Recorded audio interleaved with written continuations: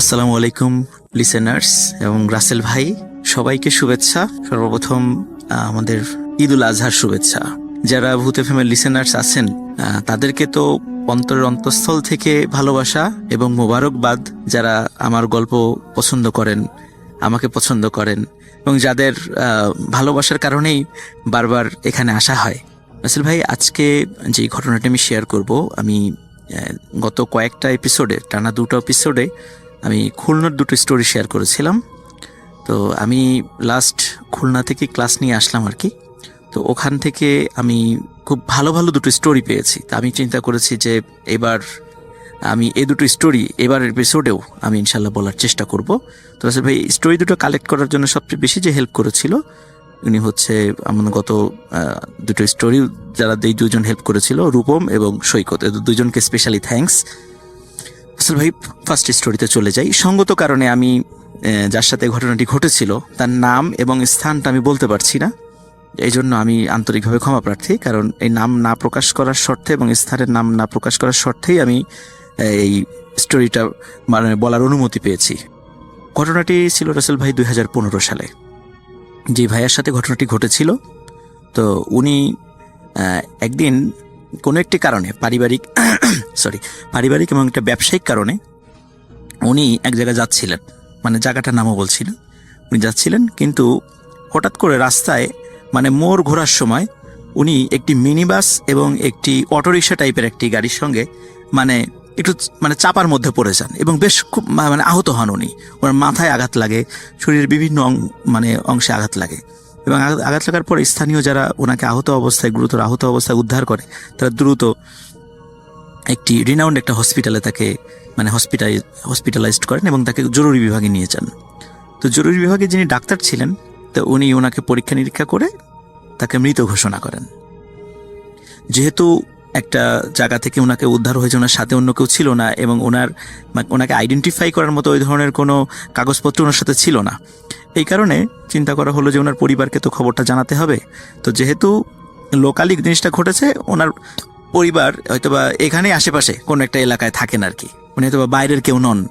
এরকম চিন্তা করা হলো, আচ্ছা ঠিক আছে, একে বেওয়ারিশ হিসাবে ঘোষণা করার দরকার নেই, আমরা একটু খোঁজ লাগাই যে এর পরিবারটা কোথায় থাকে। তখন রাসেল ভাই ওনার শরীরটা মোটামুটি যেখানে যেখানে ক্ষত হয়েছিল সেগুলো ব্যান্ডেজ পেঁচিয়ে তাকে হসপিটালের মর্গে পাঠিয়ে দেওয়া হয়। এবং মর্গ বলতে রাসেল ভাই, সাধারণত হসপিটালে দুই ধরনের মর্গ থাকে। একটা টেম্পোরারি মর্গ, যেটা সাধারণ ইনস্ট্যান্ট যে লাশগুলো রাখা হয়, পরবর্তীতে যদি দেরি হয় এই লাশগুলো মেইন যে মর্গটা থাকে মানে বড় মর্গ, যেখানে পাঠিয়ে দেওয়া হয় আর কি ওনাকে, ওখানে নিয়ে যাওয়া হয় ওনাকে। এখন যেহেতু উনি মানে ঘন্টাখানেক আগে মারা গিয়েছেন, তো চিন্তা করা হলো যে দেখি যদি কালকে সকালের মধ্যে যদি লাশের খবর না আসে, তখন আমরা তাকে ফ্রোজেন যেটা মানে বক্স আছে ওই বক্সের মধ্যে ডেড বডিটা ঢুকিয়ে দেবো। আপাতত বাইরে যেটা অন্যান্য লাশ যেখানে রাখা আছে হিমঘরে, সেখানেই থাক। তারা ওই চিন্তা করে স্ট্রেচারের উপরে অনেক লাশের সাথে ওনার লাশটাও তারা রেখে বাইরে থেকে দরজা লক করে সবাই চলে যায়। আসলে ভাই অদ্ভুত ব্যাপার, গভীর রাত আনুমানিক কয়টা উনি হয়তো আন্দাজ করেছেন, রাত 1-2 হতে পারে। তো হঠাৎ ওনার আল্লাহর অশেষ রহমতে ওনার পালস ফিরে আসে। এটা খুবই অদ্ভুত, ওনার পালস ফিরে আসে এবং উনি আসলে প্রথমে মানে বুঝতেই পারেন না আসলে উনি কোথায় আছেন। উনি চিন্তা করছিলেন যে উনি চোখে কিছুই দেখছেন না, হয়তোবা উনি ওনার দৃষ্টিশক্তি হারিয়েছেন অ্যাক্সিডেন্টে, এরকমটা মনে করছিলেন প্রথমে। তো উনি মানে তারপরেও মানে একটু মানে লক্ষ্য করলেন যে দেয়ালের কোনো একটা অংশ বা কোনো একটা ফাঁকা অংশ দিয়ে বাইরের থেকে একটু আলো আসছে। তখন উনি চিন্তা করেন না, উনি ওনার আই সাইটটা হারান নাই, মানে উনি দৃষ্টিশক্তি হারান নাই, উনি দেখতে পাচ্ছেন, কিন্তু ঘরটা অন্ধকার। এখন রাসেল ভাই ওখানে ওই ঘরে কিন্তু মাইনাসের নিচে তাপমাত্রা, কারণ ডেড বডিগুলো যাতে পচে না, যেন মাইনাসের নিচে তাপমাত্রা থাকে। তো দেখা যাচ্ছে যে ওনার প্রচণ্ড শীত করছে। এখন উনি চিন্তা করছে প্রচণ্ড শীত করছে, এখন কি করি। উনি হাত দিয়ে দেখলেন ওনার শরীরে ব্যান্ডেজ পেঁচানো, ওনার দেহের উপরে একটি কাপড় রাখা, কিন্তু সেই কাপড়টাও তো খুব পাতলা কাপড়, যারা হসপিটালে গিয়েছেন দেখেছেন বেশ পাতলা কাপড় ওটা থাকে শরীরের উপরে। তখন উনি ওই পাগলের মতো উনি রুমের মধ্যে ওনার শরীরের সাথে জড়ানোর জন্য অন্য কোনো কাপড় পাওয়া যায় কিনা খুঁজছিলেন, কারণ এত ঠান্ডা লাগছে ওনার। উনি রাসেল ভাই যখন আশেপাশে হাত দিচ্ছিলেন, তখন দেখলেন যে মানুষের মতোই যেন অনেকে শুয়ে আছে। তো তাদের শরীরের উপরেও প্রত্যেকের শরীরের উপরে কাপড় আছে। কারণ উনি এই অন্ধকারের ভিতরে হাতড়ে হাতড়ে এই কাপড়গুলো এক একটা করে সংগ্রহ করছিলেন। সংগ্রহ করে উনি মানে শরীরে মানে পেঁচিয়ে ঠান্ডায় ঠকঠক করে কাঁপছিলেন এবং উনি বুঝতে পারছিলেন না এই মুহূর্তে ওনার কী করা উচিত। আসলে উনি যে কোথায় তখন উনি বুঝতে পারছিলেন না। উনি ধারণা করছেন হয়তোবা উনি কোনো মানে আশেপাশে রুগী আছে, রুগীরা ঘুমিয়ে আছে, এই তাদের কাছ থেকে ওই কাপড়গুলো উনি নিয়ে উনি ওনার শরীরে পেঁচিয়েছেন। হঠাৎ রাসেল ভাই অন্ধকারের মধ্যে পাশ থেকে কেউ একজন বলে ওঠে যে, কি ভাই খুব ঠান্ডা লাগছে?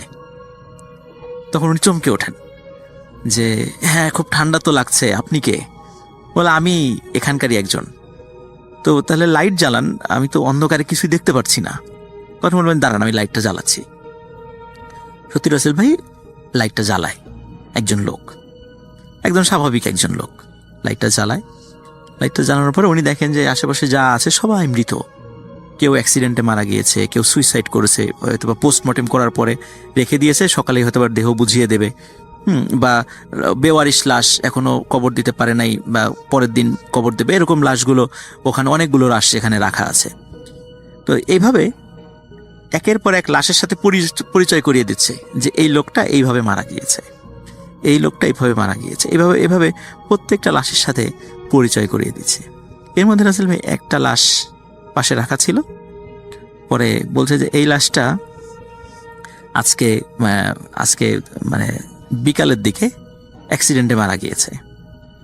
তখন অন্যান্য লাশগুলোর মানে যেগুলো মানে কাপড় দিয়ে ঢাকা ছিল, উনি তো কিছু কাপড় নিজের শরীরে পেঁচিয়েছিলেন, অন্যান্য যেগুলো ঢাকা ছিল প্রত্যেকটা লাশের উপর থেকে কাপড়টা সরিয়ে দেখছিলেন যে মানে কার লাশ কি উনি দেখছিলেন, কিন্তু ওই লাশের উপর থেকে ওই ব্যক্তি কাপড়টা সরাচ্ছিল না।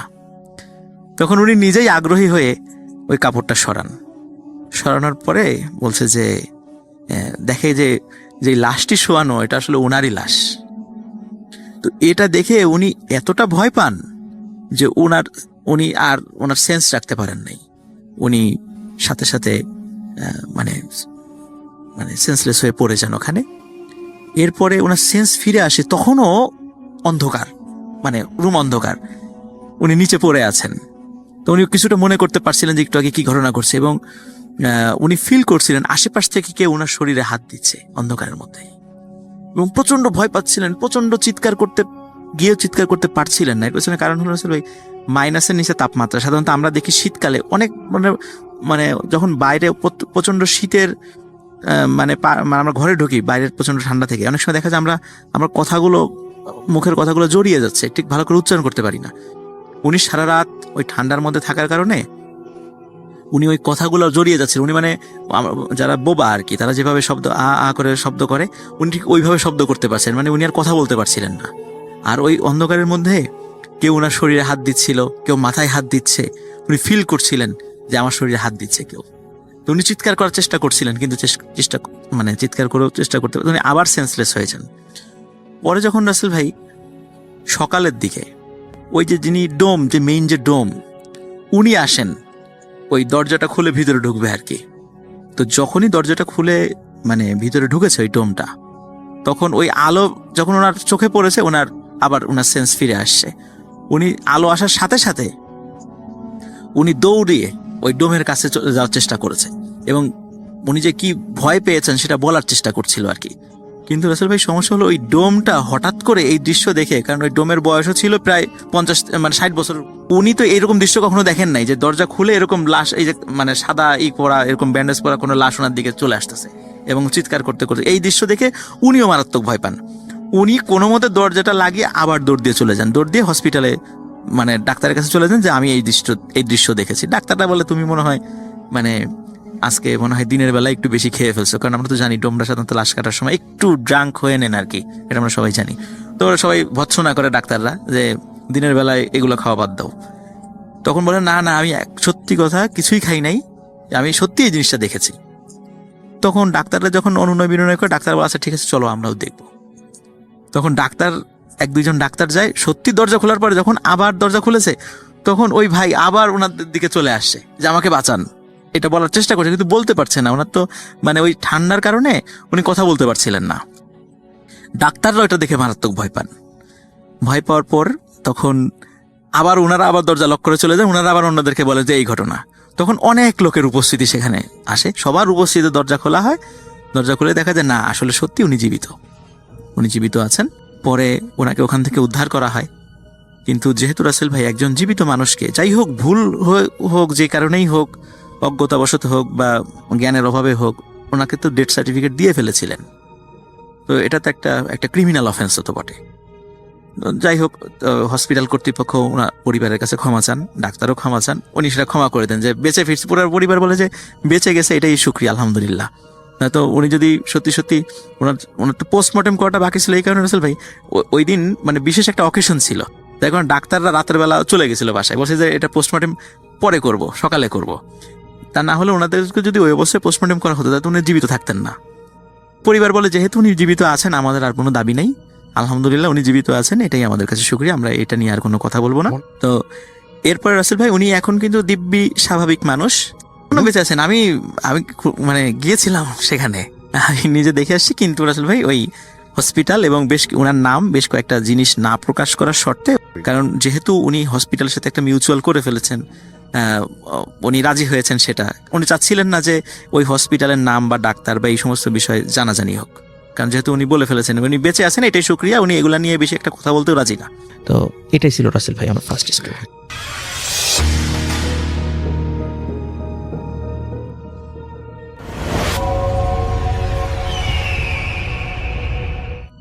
আসসালামু আলাইকুম, আপনাদের সবাইকে সাদর আমন্ত্রণ জানাচ্ছি। আমি আহমেদ বাবু।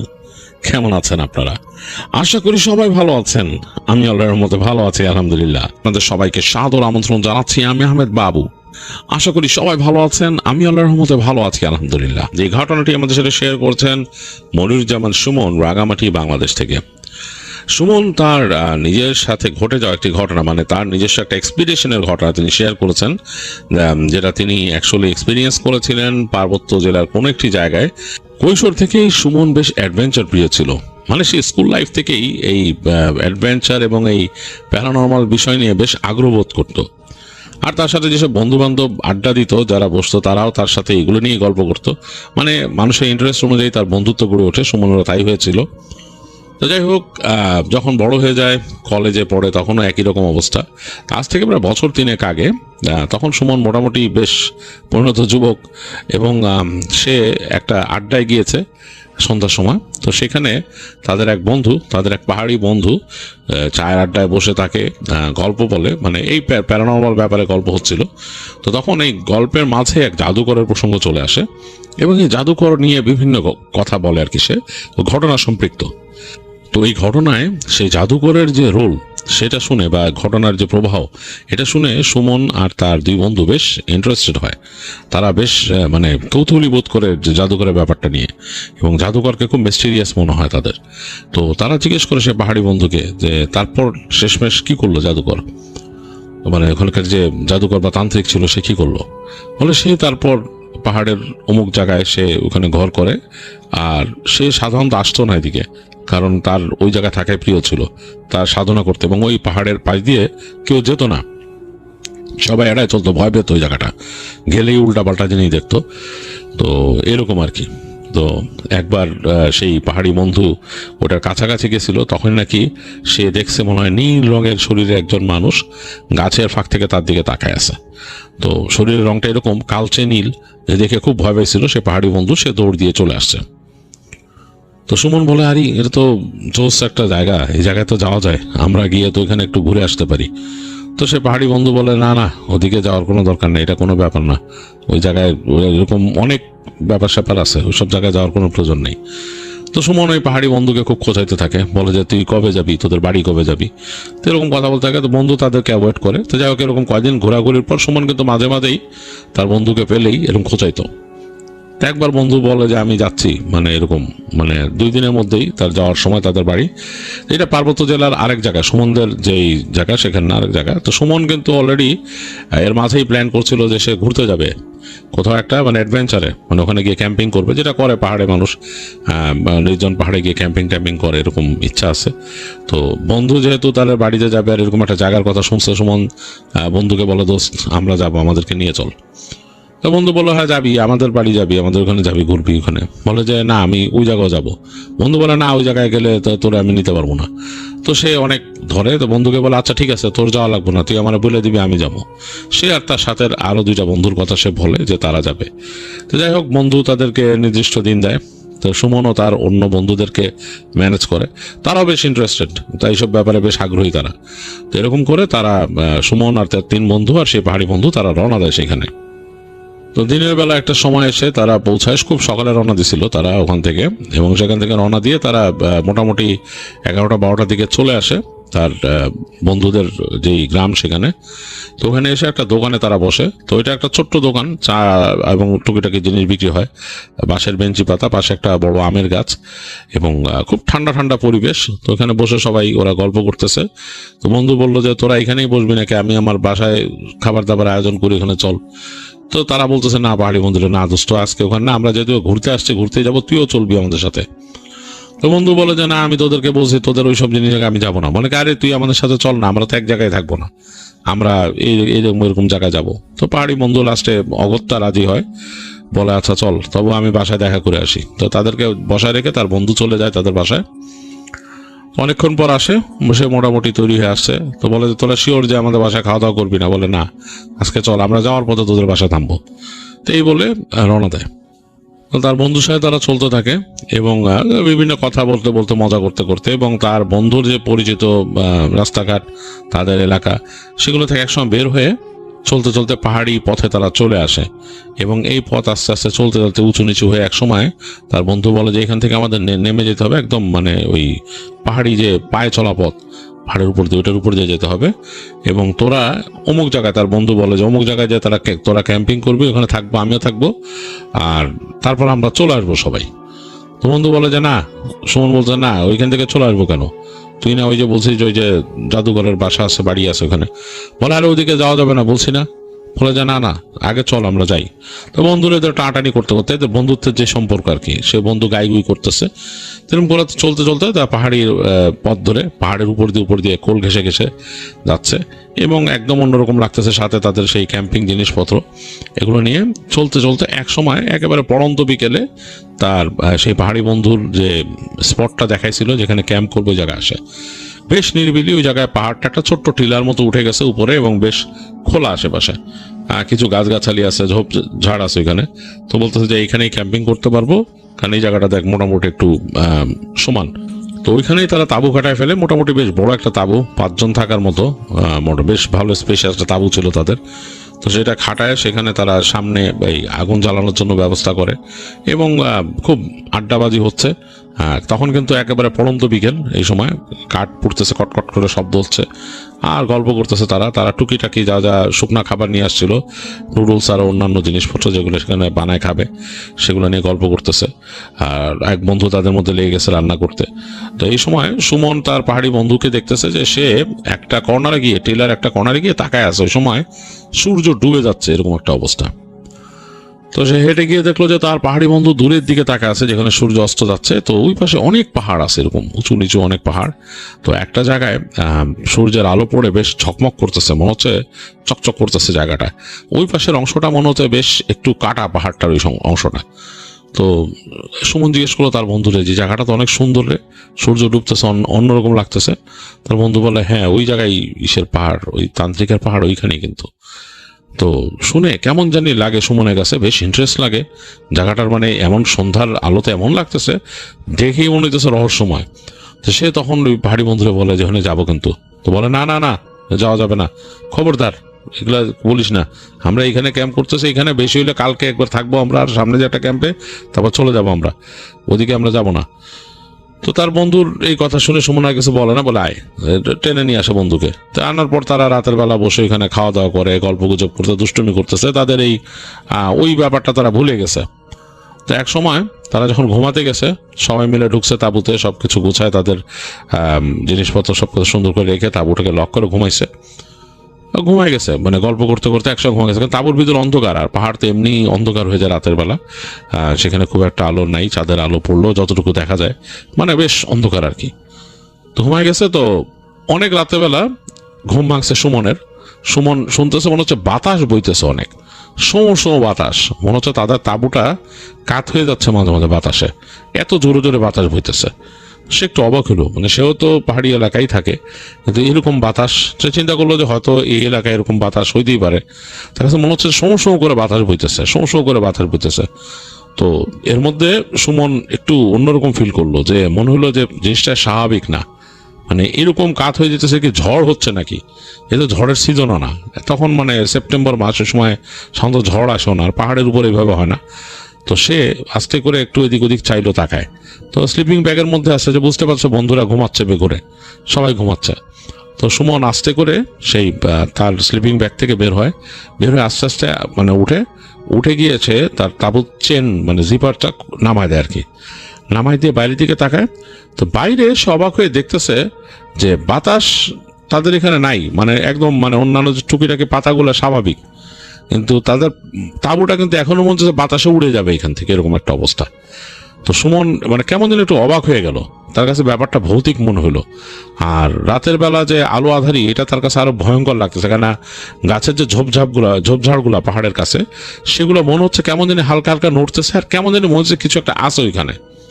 সুমনের বুকে একটু কাটা দিয়ে উঠছে, কারণ এই তাঁবু তো আসলে এত সিকিউর কোনো প্লেস না, আর এমনি বাতাসে এরকম দুলতেছে তার তাঁবু। তো হঠাৎ করে সে ফিল করলো যে মনে হলো যে তার পেছনে কে একজন মানে আছে, মানে তার ঠিক পেছনেই। তো সে ফট করে তাকাইলো, ঘুরে ঘুরে তাকায়, দেখছে তার যে পাহাড়ি বন্ধু সে বসে আছে, এরকম হাঁটু গেড়ে বসে আছে। হ্যাঁ, সে ঘুমায় আছে কিনা কে জানে, কিন্তু সে বসে আছে, কোনো নির্বিকার শব্দ নাই। তো সুমন একটু ভয় ভয় বলে, কি রে তুই এরকম করিস কেন বলে সে ফ্রেন্ডটাকে এরকম ধাক্কা দিছে এরকম হাত গায়ের মধ্যে। তখন ফ্রেন্ডটা মনে হলো সে একটা ঘুমের ভেতর থেকে বের হয়ে আসলো, বের হয়ে এসে বলে কি যে আমাদের চলে যেতে হবে এখান থেকে, আমাদের এক্ষুনি চলে যেতে হবে। তো সে বলে কি রে বেটা এখন কই যাবে, এখন রাত্রেবেলা বাতাস কি করছে এটা। সেই বন্ধু বলতেছে যাবে, চলে যেতে হবে, এবং সে তাদের যে লোকাল ল্যাঙ্গুয়েজ সেটাতে কিছু জিনিস বলতেছে। তো কিছু কিছু বুঝে সুমন, তো সুমন বুঝতেছে যে ভয়ের বাতাস, তো এটা বুঝতেছে সুমন। তো সুমন আর কোনো কথা না বলে আস্তে করে তাড়াতাড়ি জিপারটা লাগায় শুয়ে পড়লো। আর স্টিল সে যখন শুয়ে পড়ছে মনে হচ্ছে বাতাসের তোড় বা বেগ আরো বেড়ে গেছে, মনে হচ্ছে তাদের তাঁবু উড়ে যাবে, এরকম একটা অবস্থা। যাই হোক, সুমন মনে মনে দোয়া পড়তে পড়তে ঘুমায় গেল এক সময়, মানে আর কিছু তো করার নাই। তো পরদিন সকাল হওয়ার পরে সুমনে যখন ঘুম ভাঙছে, দেখতেছে যে সে তাঁবুর মধ্যে শুয়ে আছে একা, তার বন্ধুরা নাই কেউ, দিন হয়ে গেছে, আলো ঢুকতেছে হালকা, আর দূর থেকে তার বন্ধুর কণ্ঠ শোনা যাচ্ছে, তার দুই বন্ধুর একজন। তো সে আস্তে করে তাড়াতাড়ি উঠে বেরোলো, ঘুম থেকে উঠে আস্তে করে তাড়াতাড়ি তাঁবুর বাইরে আসলো, এসে দেখলো দুই বন্ধু বসে আছে দূরে, পেছনটা দূরে, এর জন্যই একজনের কথা শুনতে পাচ্ছিল বেশি। তো সে ওরা দেখে জিজ্ঞেস করে এখানে সুমনকে বেরিয়ে থেকে যে উঠছোস তুই, বলে হ্যাঁ। তো সুমন তার বন্ধুর কথা বলে, অমুক কোথায়, সে পাহাড়ি বন্ধুর কথা বলে, ও তো গেছে গা মানে ও আর যাইবো না, ও এনতার যাইবো না, ও রাত্রে কইছে যে ও নাকি এখানে কিসের আলামত পাইছে ওদের, তো এখান থেকে আর যাবে না। তো ও আমরাও বলছিলাম চল, অনেক রিকোয়েস্ট করছে, ও বলছে না, এবং ও আমাদের বলছে যে আমাদেরও চলে যেতে, মানে আয়সা ওরা খবর দিতে ওর বাড়ির কাছে আয়সা, এখানে আর না, মানে ও যাইবো না আমাদের সাথে। তো একটুখানি সুমনের কাছে খারাপ লাগে, বন্ধু এইভাবে তাকে না বলে চলে গেল। তো সে আবার বলতে যে আমার না বলে গেল গা, তোরে বলবো কি, তুই তো ওরা টানাটানি করত বেশি, ও তো মানে তুই ওরা নাকি সবসময় বলো যে তোর নাকি তোরে বলে যাইবো না, তুই কেন ওরা টানতেছস, যার যাওয়ার ইচ্ছা নাই, যাদের ধর ওর সমস্যা ওইটা ভালো মনে করে না, ওদের এলাকায় এটা নিয়ে খারাপ একটা আছে, তুই কি লেগে ওরা টানস। তো তার বন্ধুরা তার একটু বিষোদ্গার করে এরকম। তো সুমন তার বন্ধুদের বলে তোরা যাবি না, ওরা বলে যে হ্যাঁ আমরা যাবো, চল তুই যদি যাস, সামনে যেহেতু আসছি ঘুরতে এবং এর জন্যই তো আসছি।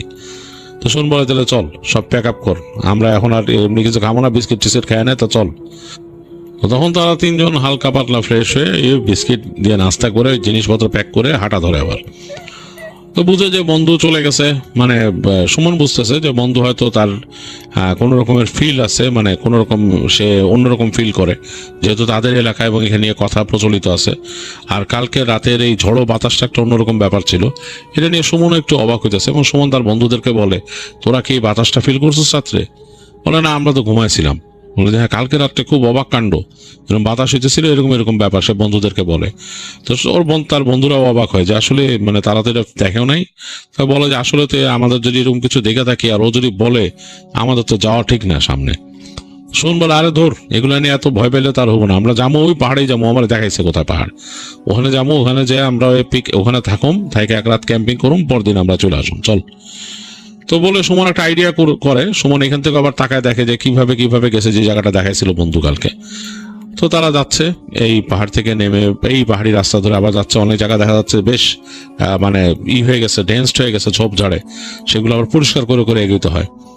এরকম করতে করতে লাস্ট যখন যাচ্ছে ওই জায়গাটার কিন্তু পথ একেবারে চলার মতোই ছিল না, মানে বেশ মানে ইটি ঝোপঝাড় নল খাগড়াগুলো সামনে চলে আসছে, এগুলো পরিষ্কার করতে করতে তারপর সামনে যাওয়া লাগছে তাদের, ওই ছোট এরকম মাসেটির মতো আছে ওইটা দিয়ে পরিষ্কার করতে করতে একদম তারা আসছে। তো আসার পর সুমনের দুই বন্ধু পুরাই ক্লান্ত, তারা হাঁপাচ্ছে, এবং এই যে তাবু এগুলো নিয়ে বহন করতে সাথে এগুলো একটা হ্যাসেল, এত ভারী জিনিস নিয়ে চলাফেরা করা, সাথে আরো টুকিটাকি জিনিসপত্র আছে। তো তারা বলে যে বেশি পরিশ্রম হয়ে যেতেছে, কি কষ্টই, অলরেডি তো দেখা গেছে দুপুর শেষ। তো বলে হ্যাঁ, কিন্তু আমাদের সন্ধ্যার আগে পৌঁছাইতে হবে, এই জায়গা তো আসলে থাকার মতো না। তাস না কেমন, মানে একদম মানে পাহাড়ের নিচু জায়গাগুলো একদমই অন্যরকম, ওখানে থাকার মতো না, এবং মানে ভয় লাগে। দু একটা জায়গা দিয়ে আসছে, ওখানে ঝিলির মতো ছিল এবং ঝিলি দিয়ে পানি যাচ্ছে, তো কেমন জানি লাগে, এবং বুঝে যেখানে ঝিলি থাকে সেখানে পশু পাখি কিন্তু পানি খেতে আসে, হিংস্র পশু আসে, তারা জানে। আর পাহাড়ের এরকম গহীনে ঢুকে গেলে সেখানে কিন্তু যে কোনো মানে তাদের পাহাড়ি বন্য পশুই থাকতে পারে, এটা আমরা প্রেডিক্ট করতে পারি এরকম না, আবার পোকামাকড় আছে ভয়ের অনেক।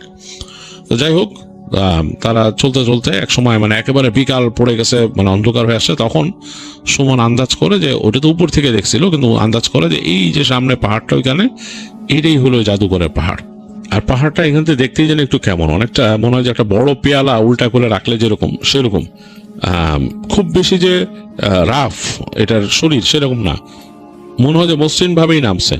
আর ওই পাশটা মনে হচ্ছে যে ওই পাশের অংশটা মানে কেটে গেলে যেরকম লাগে, ওটা পাথরগুলো ওইরকম, ওখানে আলো পড়ে আর কি। এবং এই শেষ বিকেলেও মানে একদম যখন নাকি সূর্য ডুবে যাচ্ছে এই সময় কিন্তু ওখানে আলো পড়তেছে, এটা সুমন বুঝতে পারতেছে যে ওখান থেকে একটা রিফ্লেকশনের মতো আসতেছে। যাই হোক, ওঠা শুরু করে, এই পেয়ালার মতো মসৃণ থাকার কারণে এটাতে উঠতে অনেক সমস্যা হচ্ছে তাদের, অনেক খুঁজে খুঁজে একটা জায়গায় একটু খাজের মতো আছে, বুঝতে পারছি যে এখান থেকে ওঠা যায় চাইলে, কিন্তু বাকি জায়গাগুলো মনে হচ্ছে যে একদমই মানে ওখানে উঠতে গেলে যে কোনো সময় পা পিছলায় পড়ে যেতে পারে, এই যে তাবু টাবু এগুলো নিয়ে ওঠার মতো না। তো যাই হোক, ওই যে জায়গাটা একটু খাদের মতো আছে ওখান থেকে ওরা ওঠা শুরু করে, এবং একদম মানে কঠিন অবস্থা, ঘাম টাম বেরোয় একাকার অবস্থা হয়ে গেছে, পরিশ্রমে মানে একদম সবাই ক্লান্ত। এবং যখন তারা পাহাড়ের উপর উঠছে তখন মোটামুটি অন্ধকারই বলা যায়, চারিদিক অন্ধকার হয়ে গেছে। তো উঠে মনে হইতেছে এইখানে আর একটা জগৎ, বেশ অনেক গাছগাছালি পাহাড়ের উপরে, এই জায়গায় মনে হইতেছে একটা জঙ্গলের মতো, এবং বড় বড় শাল সেগুন গাছ আছে ওখানে উপরের দিকে, এবং এর মাঝ দিয়ে হেঁটে যেতে হবে, কারণ ওইখানেই যে বসা যাচ্ছে সেরকম না, ওইখানে গেড়ে বসার মতো অবস্থা না, গাছগাছালি দিয়ে ঘেরা। তো ওইটার উপর দিয়ে হাঁটা শুরু করলো তিনজনে, হাঁটতে হাঁটতে এগিয়ে যাচ্ছে সামনে। মানে এই যে পায়ে চলা পথের মতো একটা আছে, এটা খুবই আশ্চর্য যে এখানে আবার পায়ে চলাটা পথের মতো আছে, এবং ঠিকই তারা বুঝতে পারছে যেখান থেকে তারা উঠছে ওইখান থেকে উঠেই কিন্তু পায়ে চলা পথের মতো সরু জায়গাটা, আর দুই পাশে ঘন গাছগাছালি, বড় বড় শাল সেগুন গাছ, এবং এর মাঝে কিন্তু অন্ধকার, মানে যেহেতু বেলা পড়ে গেছে, শুধু পাহাড়ের পশ্চিম দিক ওই জায়গাটা খোলা, ওই জায়গাটা একদম নিচু, মানে ঢাল, মানে এই পাহাড়ের ওই পাশে হচ্ছে কিন্তু বিশাল ঢাল নিচে গিরিখাতের মতো, মানে একদম নিচু বেসিনের মতো, ওই পাশ থেকে সূর্যের আলো এসে পড়ছে পশ্চিম দিক থেকে, সেটাও হেলে পড়ছে। ওইখানে কিছু আলো গাছের ওই পাশে লাগাতে কিছু আলো এখানে ঢুকতেছে, অন্ধকার, এবং এর মাঝেই মনে হচ্ছে কিছু পাখি ডাকতেছে, পাখিগুলা ডাক নাম আসলে সুমনরা জানে না কি পাখি এগুলা, মানে এই পাখিরা ছিল না, ডাকগুলা অন্যরকম। তো যাই হোক, মানে গায়ে কাটা দেওয়ার মতো অবস্থা। তো হাঁটতে হাঁটতে সামনে যেতে যেতে এক জায়গায় তারা বের হয়ে আসলো, এই জায়গায় গাছগাছালি একটু ফিকে হয়ে গেছে, একটু ফাঁকা জায়গা আছে বড় বড় ঘাসের মতো, আর তার ওই ঘাস ওগুলোর ওই পারে গিয়ে দেখতেছে একটা বাড়ির ভগ্নাংশ, মানে বাড়িটা এখন আর ইনট্যাক্ট নাই, বোঝা যায় যে একসময় এখানে একটা ঘর ছিল, তার কিছু অংশ পাকা, কিছু অংশ বিভিন্ন জিনিস দিয়ে তৈরি করা আর কি, উপরে মনে হয় টিন টালি এগুলো দিয়ে করছিল আর কি। এখন ঠিক মতো বোঝাও যাচ্ছে না যে কি কি দিয়ে করছে ওখানে, বাট অন্ধকার হয়ে গেছে দেখে আরো বেশি অন্যরকম লাগতেছে, মানে ওই বাড়ির জবকাঠামোটা এটাই ভৌতিক লাগতেছে, বেশ ভৌতিক। তো সুমন বেশ খুশি বাসাটা দেখে, তার বন্ধুরা ভয় পাইছে, চুপ হয়ে গেছে, সে বেশ খুশি। সে বলে, আরে দেখছোস আসছি শেষ পর্যন্ত, এটাই তো অ্যাচিভমেন্ট বেটা, এখানে আসছি দেখছোস কি অবস্থা। তো বন্ধুরা বলে যে আসছি, কিন্তু দেখে তো মনে হইতেছে যে ভয়ঙ্কর জায়গা, মানে খুবই ভয়ঙ্কর। তো বন্ধুরা বলতে থাকবি কই, এখানেই তাবু করবি নাকি ভিতরে যাবি, বাসার ভিতরে থাকবি? তো সুমন কয় না, বাসার ভিতরে থাকা ঠিক হবো না, বাসা এটা জাদুঘরের বাসা, আবার কি আছে না আছে। তাদের বন্ধুর কথা বললো, পাহাড়ি বন্ধু, সেও তো বলছে যে এরকম ফার্স্টে না ঢুকি, আমরা এখানেই থাকি, এখানে একটু খোলা জায়গার মধ্যে আমরা তাবু ফেলি আয়। তো এক বন্ধু বলতেছে আগে ক্যাম্প ফায়ার তৈরি কর, আগুন জ্বালাইতে হবে, আগুন না জ্বালাইলে এখানে কেমনে কি, এবং কেমন জানি একটা ঠান্ডা ঠান্ডা পরিবেশ ওখানে। তো বন্ধুরা ওই জায়গায় পাতা জড়ো করলো, আর সুমনও যে ডালপালা কালেক্ট করলো। তো অন্ধকার হয়ে গেছে, তো সে যেখান থেকে ডালপালা নিচ্ছিল, মানে ছোট ছোট এই যে শুকনো ডাল টাল কুড়ায় নিতেছিল, এখানে তার কাছে মনে হলো যে সে যেখানে কুড়াচ্ছে ওই পাশে কেউ একজন সরে গেল। সে স্পষ্ট ডাল ভেঙে যাওয়ার, মানে মটমট পাড়া দিয়ে ভেঙে যাওয়ার, আর পাতা শুকনা পাতা পাড়া দিয়ে গেলে যেরকম শব্দ হয় সেরকম শব্দ পাইছে। তো সুমন একটু ভয় পাইছে, সে আবার চিন্তা করলো যে এখানকার মানে আদিবাসীরা কেউ তাকে দেখতেছে নাকি, বা কোনো ব্যাপার আছে নাকি এখানে, এটাও সে ভয় পাইছে। তো মানে এই জায়গাটা সে আসলো, সে তো আসলে এইভাবে কারো কাছে বলে আসে নাই, কিছু নাই। তো যাই হোক, তারপরও সে মানে ভয়ে ভয়ে ডালপালা নিয়ে সে চলে আসছে। তখন মোটামুটি অন্ধকার হয়ে গেছে, সে অলরেডি তার বন্ধুদের খোলা জায়গায় পাতা টাতা জোগাড় করে তারা যে আগুন জ্বালার জন্য করতেছে, ওই জায়গাটা সে বুঝতে পারছে যে ওই জায়গাটা তার বন্ধুদের অবয়ব দেখতে পাচ্ছে সে, আর বড় বড় গাছের অবয়ব। আর সে ডালপালা নিয়ে আসলো, এনে ওখানে ফেললো, ফেলার পরে তারা ওখানে আগুন জ্বালার চেষ্টা করলো, অনেকক্ষণ চেষ্টা করছে, আগুন জ্বলেই না। খুবই মানে অবাক করা কাণ্ড যে আগুন জ্বলতেছে না। তার বন্ধু বলে যে আগুন তো জ্বলতেছে না রে বেটা, আমি কি করুম, মানে আমার ম্যাচগুলো সে তারা যতবারই করে ঠোসে মনে যায় ফুস করে উঠে, ম্যাচ নিভে যায়, আগুন জ্বলে না। তো সুমন বলে যে এখন এটা তার কিছু করার নাই, এখন দেখি কি করা যায়, এখন বিপদ তো, আলো আগুন ছাড়া থাকা যাবে না, এটা কেমনি কি। তো বলে যে এখানে তোরা আনছিস না, কেরোসিন আনছিস না? বলে কেরোসিন মানে কি, ওই যে লাইটারের ফ্লুইড নিয়ে আসছিল একটা ইসের মধ্যে, টিনের কোঠায়। তো বলে ওইটাই ঢাল, এখানে পাতার পর ঢাল, ভালো করে ঢাল। তো ঢালছে, ঢালার পরে সুমন তার ওইখান থেকে মানে দুইটা কাঠি ছিল মনে, বিসমিল্লাহ বলে যে একটা কাঠিতে জোরে মারলো, তো আগুনটা ঠাস করে জ্বলে উঠছে, ওইটাই ফেলে দিল, এখানে দাউ দাউ করে জ্বলে উঠলো আগুন। আগুন জ্বলার পরে মানে কেমন জানি মানে পাতা পটপট করে পুড়ে মানে বেশ আগুনটা লকলকায় উঠছে সামনে, যে মানে আগুনের এই জিনিসটা একটু অন্যরকম লাগতেছে। দুই পাশে গাছপালা চারিদিক দিয়ে চেয়ে আছে। তো সুমন বলে যে হেভি অ্যাডভেঞ্চারাস টোস্ট, কঠিন কঠিন। তো তারা ওইখানেই ওই জ্বালা ওইখানে বসলো, এবং ঠান্ডা ভাবটা ছিল একটু কেটে গেল। তো তাদের এই ক্যাম্প ফায়ারের আলোতেই দূরে ওই বাসাটার গায়ে পড়তেছে, বাসাটার যে বাইরে আবার একটা বাউন্ডারি মতো করছিল, বাউন্ডারির ভেতর দরজার ফাঁক দিয়ে দেখা যাচ্ছে জায়গাটা হালকা আগুনের আলোতে, কাপা কাপা আলোতে, আগুন আলো তো এক স্থির না, কাঁপে। এটাতে যিনি বাসাটার আরো ভয়ঙ্কর লাগতেছে তাদের কাছে, কেমন জানি মনে হচ্ছে ভয়ের একটা ব্যাপার লাগতেছে। তো যাই হোক, তারা তিনজন ওখানে বসে গল্প গুজব করছে। তো সুমন বলতেছিল যে ওই জাদুঘরের এই ঘটনাটা বলছিল না অমুক, তখন বলছে না, তার এক বন্ধু বলতেছে যে এগুলো নিয়ে আর আলাপ করিস না, এগুলো বাদ, এখন আমরা এখানে আসছি জাস্ট আড্ডা দিমু, ক্যাম্পিং করতেছে, গল্প গুজব করি, ওইসব আলাপ বাদ, জায়গাটা জানি কেমন। তো যাই হোক, কিন্তু তাদের কেন জানি আড্ডাটা জমতেছে না, রাতের বেলা বেশ মানে বোরিং লাগতেছে নিজেদের কাছে, মনে হচ্ছে যে এখানে অনর্থকই তারা আসছে, মানে কেন জানি তাদের মধ্যে একটা অস্বস্তি কাজ করতেছে তিন বন্ধুর মধ্যেই। তো তারা বললো যে তাবু খাটায় ফেলি আয়। তো তাবু খাটায় ফেললো, তাবু খাটায় ফেলার পর তারা এমনকি প্ল্যান করছিল এখানে সে নুডলস রান্না করবে, তা রান্না করারও তাদের মুড নাই। ওই আগুনের মধ্যেই তারা ওখানে করে ওই পানি গরম করলো, করে জাস্ট তাদের কাছে ইনস্ট্যান্ট নুডল ছিল, এটা সিদ্ধ করে খেয়ে নিল। খেয়ে বলতেছে যে আয় ঘুমায় যাই। তো সুমনের একটু মানে অস্বস্তি, সে কিন্তু এতটা ফিল করে, সে চাচ্ছিল যে এখানে বসবে, আড্ডা দিবে, ভৌতিক গল্প গুজব হবে, ওই বাসাটার আশপাশে যেহেতু হাঁটবে, রাত্রেবেলা বাসায় ঢুকবে না, হাঁটাচলা করবে, বোঝার চেষ্টা করবে। কিন্তু তার বন্ধুদের একদমই আগ্রহ নেই, তারা তাবু মোটামুটি খাটায়, সুমনও হেল্প করলো, তারা ঢুকে গেছে তাবুর ভিতরে। সুমনও কিছুক্ষণ বসে থাকলো তাবুর এই জিপারের সামনে, দরজার সামনে তাকায় দেখতেছে, ওই বাসাটা দেখতেছে, আশপাশ দেখতেছে। তার নিজেরও বেশিক্ষণ আর ভালো লাগলো না। সে দেখছে যে, বুঝতে পারছে যে আকাশে একটা চাঁদ উঠছে, চাঁদের হালকা ম্লান আলো এসে এখানে পড়ছে, মেঘের আড়াল দিয়ে মানে মেঘ চলাচল করতেছে চাঁদের উপরে, ম্লান আলো পড়ছে, তার কাছে আগ্রহ আর লাগলো না। আর সে খুব আশ্চর্য হয়ে দেখলো যে একটা ক্যাম্প ফায়ার তৈরি করলে সাধারণত অনেকক্ষণ জ্বলে, তাদের যে ক্যাম্প ফায়ার আগুনটা খুব দ্রুতই নিভু নিভু হয়ে গেল, মানে একদম নিষ্প্রভ হয়ে গেছে, নিভে যাবে এরকম। তো সুমন চিন্তা করলো যে ঠিক না, এখানে তো মানুষজন এড়ায় চলে আসেও না, আমরা একদিন পর আমরা আসছি, এবং এটা ঠিক না, এভাবে এখানে জায়গা থাকাটা ঠিক না, আমি ঢুকে যাই তাঁবুতে। সে নিজেও চিন্তা করে তাঁবুর জিপার লাগাই দিয়ে সে শুয়ে পড়লো। তো শুয়ে পড়ে সে বন্ধুদের জিজ্ঞেস করছে কি রে, কি অবস্থা এই সেই। তো মানে গল্প দেখতে বন্ধুরা খুব একটা উত্তর দিতেও খুব একটা আগ্রহী না, তারা ক্লান্ত। সে এক পর্যায়ে বুঝলো যে বন্ধুরা ঘুমায় পড়ছে, আর সে নাক ডাকার শব্দ শুনলো। কিন্তু সুমনের ঘুম আসতেছে না, সে অনেকক্ষণ চুপচাপ এরকম শুয়ে আছে, তার ঘুম আসতেছে না। তো এক সময় এরকম থাকতে থাকতে ঘুমায় গেল সে।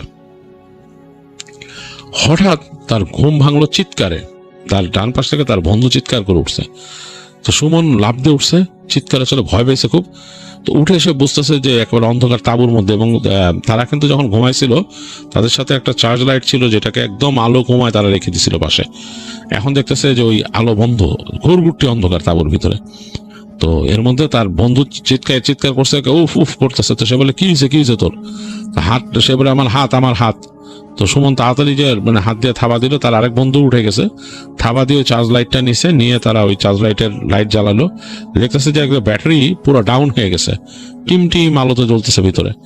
তো এই আলো জ্বলতেই সুমনের ডান পাশে যে বন্ধু ছিল সে একদম চিৎকার করে হাতটা সামনে এনে বলতেছে আমার কবজিটা মনে থেকে মোচড়ায় ভেঙে দিতেছে। তো তাড়াতাড়ি সুমন হাত দিয়ে ধরলো, তার বন্ধু ধরলো, ধরে দেখলো যে হাতের এই জায়গাটা, কবজির উপরটা একদম লালচে হয়ে গেছে। মনে হচ্ছে যে মানে কেউ জোরে এমন ভাবে চাপ দিছে যে রক্ত বন্ধ হয়ে যাওয়ার মতো অবস্থা। তো সে হাত নাড়াই দিয়ে পারতেছে না, বলতেছে আমার হাতটা মনে হয় মোচড়ায় ভেঙে দিল, এরকম একটা অবস্থা। তো তার বন্ধু তাড়াতাড়ি ওখানে চেপে ধরলো এবং সুমন ওই জায়গায় ধরে তাকে ওখানে ম্যাসাজ করে দিল। এবং তারা বললো যে এটা কেমনে কি হইলো বুঝলাম না, তোর হাত মনে হয় বেমনে পড়ছিল, তুই কি মানে শরীরের নিচে তোর হাত বেমনে ভাবে পড়ছিল মনে হয়। তো বন্ধু বলে যে না আমি তো হাত এমনি রাখছি, হঠাৎ করে হাতের মধ্যে প্রচন্ড মনে কে যেন এরকম চাইপা মোচড়ায় দিল, এরকম লাগলো। এগুলো বলতে শুন বলে আরে না তোর হাতের নিচেই পড়ছিল, তুই বেমনে মনে পড়ছস, আর এটা কেমনে হবে, আর তাবু তো সিল করা, জিপার লাগানো। হঠাৎ করে মনে হলো তাদের তাবুর উপরে কিছু একটা পড়লো থপ করে, মানে এমন ভাবে পড়ছে মনে হয় তাবুর মানে একদম ভেঙে যাবে, উপরের যে বাঁকানো এইগুলো বলে ভেঙে যাবে, এরকম করে ধাপ করে পাশে পড়লো। আর তারপরে মনে হলো তাদের তাবুর উপর অসংখ্য ইটের বৃষ্টি হওয়া শুরু হলো, মানে মানে জোরে জোরে ছোট ছোট নুড়ি ইট পাথর টাইপের যেগুলো আছে সেগুলো উড়ায় পড়তেছে এগুলা গায়ের মধ্যে, তাবুর মধ্যে সৎ করে লাগতেছে এসে এক একটা। তো ভয়ে তারা গেছে, এবং এত জোরে এসে 2-3টা লাগলো মনে হলো তাবু উড়ে যাবে মাথার উপর থেকে। তো ভয়ে 3 বন্ধু একসাথে ধরে তো সুমন দোয়া পড়া শুরু করলো, মানে 2 বন্ধুকে ধরে নিয়ে তারপর দোয়া পড়তে দোয়া পড়, একদম তারা হয়ে গেছে। এবং তার তাবুর উপর মনে হচ্ছে একেবারে রীতিমতো পাথর বৃষ্টি বা ইট বৃষ্টি হইতেছে এরকম অবস্থা। তো প্রচন্ড ভয় পেলো ওরা, অনেকক্ষণ ভয়ের চোটে একদম চুপে থাকলো এবং অনেকক্ষণ ধরে এরকম পড়লো। পড়ার পরে থেমে গেল আর কি, এক সময় সেই ইট বৃষ্টি থেমে গেছে। তো এর মধ্যে বিড়বিড় করে দোয়া পড়তেছে। তো তখন হঠাৎ করে সুমনের মনে হলো তাদের তাঁবুর আশপাশ দিয়ে মানে কোনো প্রাণী ঘুরতেছে, এটা তার কাছে ফিল হলো যে কোনো প্রাণী ঘুরতেছে, মানে হিংস্র কোনো প্রাণী যদি কোনো কিছুকে সার্কেল করে ঘুরে সেরকম একটা ফিল হইতেছে। মাঝে মাঝে তাদের তাঁবুর আশপাশের মনে হচ্ছে যে ওই যে ছোট ছোট ডালপালা মটমট করে ভাঙতেছে, যেগুলো থাকে শুকনা পাতার গাছের নিচে পড়ে থাকে এগুলা, এবং শুকনা পাতাও যে পাড়ায় যাচ্ছে কেউ সেটাও বুঝতে পারতেছে। আর এর মাঝে তাদের যে চার্জ লাইটটা ছিল, চার্জ লাইটের যে আলোটা সেটা ডিম হইতে হইতে এমন অবস্থা হয়েছে যে কোনো সময় নিভে যাবে। তো সুমন দোয়া পড়তেছে এবং দেখলো নিজের অজান্তে বন্ধুরাও 2জন দোয়া পড়তেছে ফিসফিস করে। তো এক সময় তাদের ওই তাঁবুর লাইটটা নিভে গেল, যে চার্জ লাইটটা একদম ডিপ অন্ধকার। এর মধ্যে হঠাৎ করে মনে হলো যে বাতাস শুরু হলো কালকের মতো, এবং বাতাসটা এসে মনে হচ্ছে তাঁবুটাকে উড়াই নিয়ে যাবে এরকম অবস্থা, মানে একদম বাতাসের মানে হুইসেল শুনতেছে তারা, যে হুইসেল যে বাতাস যে করে চলতেছে সেরকম সমস্যা করে। তো মানে ভয় পেয়ে গেল, মানে মনে হচ্ছে যে সুমনের কাছে উড়াই নিয়ে যাবে। সুমন মনে মনে বলতেছে যে আমার এখানে আসা উচিত হয়নি, সে তবা করতেছে মনে মনে। তো এরকম করতে করতে কতক্ষণ গেল বলা যাবে না, এক সময় মনে হলো এটা থামলো, এবং আসলে তারাও একদম ঝিমাই গেছিল। তাদের আসলে মানুষের এক সময় মানুষ সমর্পণ করে, আত্মসমর্পণ করে নিজেকে, যে আসলে তারা কিছু করার নাই, দোয়া পড়তেছে, বসে আছে চুপচাপ ঝিমায়। এবং বন্ধু 2জনও পড়ে গেছে পাশে, তারাও মানে ঘুমের মতো, সুমনে ঘুমায় গেল এক সময়। তো ঘুম ভাঙছে দিনের বেলা, তখন তাঁবুতে আলো এসে ঢুকছে, মানে তাঁবুর দিয়ে বোঝা যাচ্ছে এখান থেকে আলো। তো উঠে সুমন দেখলো বন্ধু 2জন ঘুমাচ্ছে তখনও, তো ওদেরকে উঠাইলো, ডেকে উঠায় বলে চল তাড়াতাড়ি এগুলো বের কর। তো বের করলো সবাই, বলে যে কিচ্ছু খাওয়া দরকার নেই, সব প্যাক কর, আমরা চলে যাবো এখান থেকে। তো সবকিছু প্যাক করছে, তখন তারা মোটামুটি প্যাক করে ফেলছে সবকিছু। তখন সুমন বললো যে একটা রাউন্ড মারি বাসাটার পাশ দিয়ে, দেখি আসছেই যখন একটু দেখা যায় কি আছে ভিতরে। তো বন্ধুরা বলে যে না দোস্ত ভিতরে যাবো না, ভিতরে যাওয়ার দরকার নেই। সুমন বলে আরে পাশ দিয়ে হেঁটে যাই। তো বলে আচ্ছা ঠিক আছে। তো সবাই মিলে হেঁটে হেঁটে আস্তে আস্তে গেল বাসাটার কাছে। ওই যে দেয়ালটা ছিল, যে ভগ্ন দেয়ালের পাশ থেকে দরজা, আগে মনে হয় দরজা ছিল, এখন দরজা নাই, ওইটাতে ঢুকলো। তো ঢোকার পরে যে তাদের কেমন লাগতেছে, উঠানটার কম্পাউন্ডের মধ্যেই কেমন জানি দু এক জায়গায় দেখলো যে এরকম ইট মতো এরকম সাজায়, মানে ইট এবং পাথর দিয়ে আর কি কেমনে কেমনে সাজায় কিছু আকৃতির মতো বানায় রাখছে। সেগুলো কেমন জানি দেখতে বেঢপ আকৃতির কিছু কিছু জিনিস বানায় রাখছে খোলা জায়গার উঠানের মধ্যে। তো তারপর উঠে তারা যখন নাকি ওই বাসাটার মূল একটা বারান্দার মতো আছে ওইখানে উঠলো, গাটা কেমন ছমছম করে উঠছে। তো সুমনের বন্ধু বলতেছে যে আমাদের মনে আর যাওয়াটা ঠিক না, আর যাইস না, চল জায়গা। সুমন বলে যে না চল আর একটু দেখি সামনে কি আছে। সুমনের কিউরিয়াসিটি একটু বেশি। তো হেঁটে হেঁটে গিয়ে তারা দেখলো যে ওই রুমের যে মূল ঘরের যে দরজাটা ওইটা বাঁশ দিয়ে বানানো ছিল, সেগুলো ঝুরঝুর হয়ে গেছে, বাঁশটা কাত হয়ে গেছে এরকম মানে খুবই ভগ্ন জমাটের শেষ, কালের বিবর্তনের শেষ। তো ওইটাকে তারা ঠেলা দিল, তো সরে না 2বার 3বার ঠেলা দিতে ওটা সরে গেল। তো সরে যাওয়ার পর মনে হচ্ছে যে একদম কেমন বোটকা গন্ধ আর একদম কেমন জানি ঠান্ডা একটা অবস্থা সেই জায়গায়। তো সুমনি উকি দিল, আগে বন্ধুরা সাহস পাইতেছে না, সুমনি আগে উকি দিল। অন্ধকারে চোখটা শুয়ে আসছে, দেখতে পেলো যে মানে যতটুকু এখান থেকে যতটুকু আলো গেছে, ঘরের মধ্যে কিন্তু অন্ধকার, বেশ অন্ধকার, এবার কিছু দেখা যাচ্ছে না, কারণ এই দেয়ালগুলো সম্ভবত কাদা মাটি লেপে পাকা করা হয়েছিল। তো এখান থেকে দেখতে পেলো যে ফ্লোরের মধ্যে কিছু জিনিসপত্র পড়ে আছে, এর মধ্যে মনে হইলো মানে হাড় গোড়ো আছে কিছু, এগুলো ঠিক মতোই করতে পারলো না। ওই পাশ থেকে মনে হলো যে কেমন একটা কণ্ঠে কেমন জানি একটা শব্দ করলো কেউ ঘরের ভেতরের রুম থেকে, কেমন জানি এটা মানে ইনহিউম্যান একটা শব্দ। এই শব্দটা শোনার পর আর ওইখানে থাকার মতো সাহস তিনজনের কেউ নেই, যেটা দৌড় দিয়ে বেরো আসছে ওরা। বেরো এসে দৌড়া এসে পাহাড়ের ওই কর্নার আসছে নামার জায়গাটা, বলছে এখান দিয়ে তো খুব সাবধানে নামতে হবে, কিন্তু ভয় পাইতেছে। তিনজনই হাঁচড়ে পাঁচড়ে খুব কষ্টে ওখান থেকে নামলো। নেমে ওই পাহাড় পার হয়ে তারা সেই যে প্রথম পাহাড়ে আসছিল ওইখানে আসলো। ওখানে এসে সে দেখতেছে যে তার সেই পাহাড়ি বন্ধু সাথে তার 2জন বন্ধুকে নিয়ে ওখানে বসে আছে, তাদের জন্য অপেক্ষা করতেছে। তো সুমন তো পাহাড়ে উঠতে উঠতে সে বন্ধুকে দেখে মানে চিল্লাচিল্লি, মানে তার মানে একটা কৃত্রিম রাগ আর কি, যে বেটা তুই আরে ফালাই তুই চলে গেছিস, তো কি ব্যাপার। তো তার বন্ধু বলতেছে যে আরে আমি জানি যে তুই ওটা যাবি, তাই ডরাই ফিরে যাবি এখানে, আমি তোর জন্য বসে আছি এখানে। তো যাই হোক সে তাদের মধ্যে কথাবার্তা হয়। তো বলে যে ওখানে কি দেখছ, যে তো সে বলে যে ওখানে দেখছি মানে ওখানে অনেক ঘটনা ঘটছে। যাই হোক তারা মোটামুটি এখানে বসে গল্প শুরু করে, এর মধ্যে বিকাল গড়া যাচ্ছিল। তো তার বন্ধুরা আবার ওখানে তাবু করার পর ভয় ছিল, তাবু করতে সাহস পাইতেছিল না সুমনরা। তার বন্ধু বলে না আরে ডর নাই, এখানে ভয় পাইস না, এখানে অসুবিধা নাই। আর ওই যে তার সাথে 2জন বন্ধু আসছে, ওরা অনেক কিছু জানে এখানকার সম্বন্ধে, এবং তারা ওখান থেকে অনেক খাবারের জিনিসপত্র নিয়ে আসছে, বলে আজকে আমরা পিকনিক করবো, যে তোরা তো এখানে আইসা এখনো পিকনিকের মজা পাস নাই, আজকে পিকনিক করবো, এই 2 দিন তো কি খাইছে উল্টা পাল্টা। যাই হোক তারা জিনিসপত্র নিয়ে আসছিল, ওখানে তারা রান্না বাড়া করলো এবং খাওয়া দাওয়া করলো। এবং ওই দিন রাতে আর তেমন কিছু হয় নাই, এবং অনেক ঘটনা শুনলো আরো সুমনরা এখানে বসে, পাহাড়ের ঘটনা এবং ভয়ের ঘটনা। এবং তার বন্ধু বললো যে ওখানে যে তোরা ভালো মতন যে ঘুরোস নাই বা ওখানে যে ঢুকোস নাই, ভালো করছোস, ওই ঘরের মধ্যে ঢুকলে কিন্তু বাবা তোর কাম ছিল, ওই জায়গা খুবই খারাপ, ওই জাদুঘরের ওই জায়গা খুবই খারাপ জিনিস আছে যে ওখানে দেওয়া আছে, যেগুলো বলে। যাই হোক পরদিন তারা ওখান থেকে ব্যাক করে চলে আসে, এবং বেশ ভয় লাগতো সুমনের কাছে, ওইখানকার স্মৃতি মনে পড়লো। বেশ কিছুদিন সে বেশ একটা মানে ভয় একটা আবহাওয়ার মধ্যে ছিল, একলা রাতের বেলা থাকতে তার ভয় লাগতো, সেই স্মৃতিগুলো মনে পড়তো। তো যাই হোক এই ছিল সুমনের ঘটনা।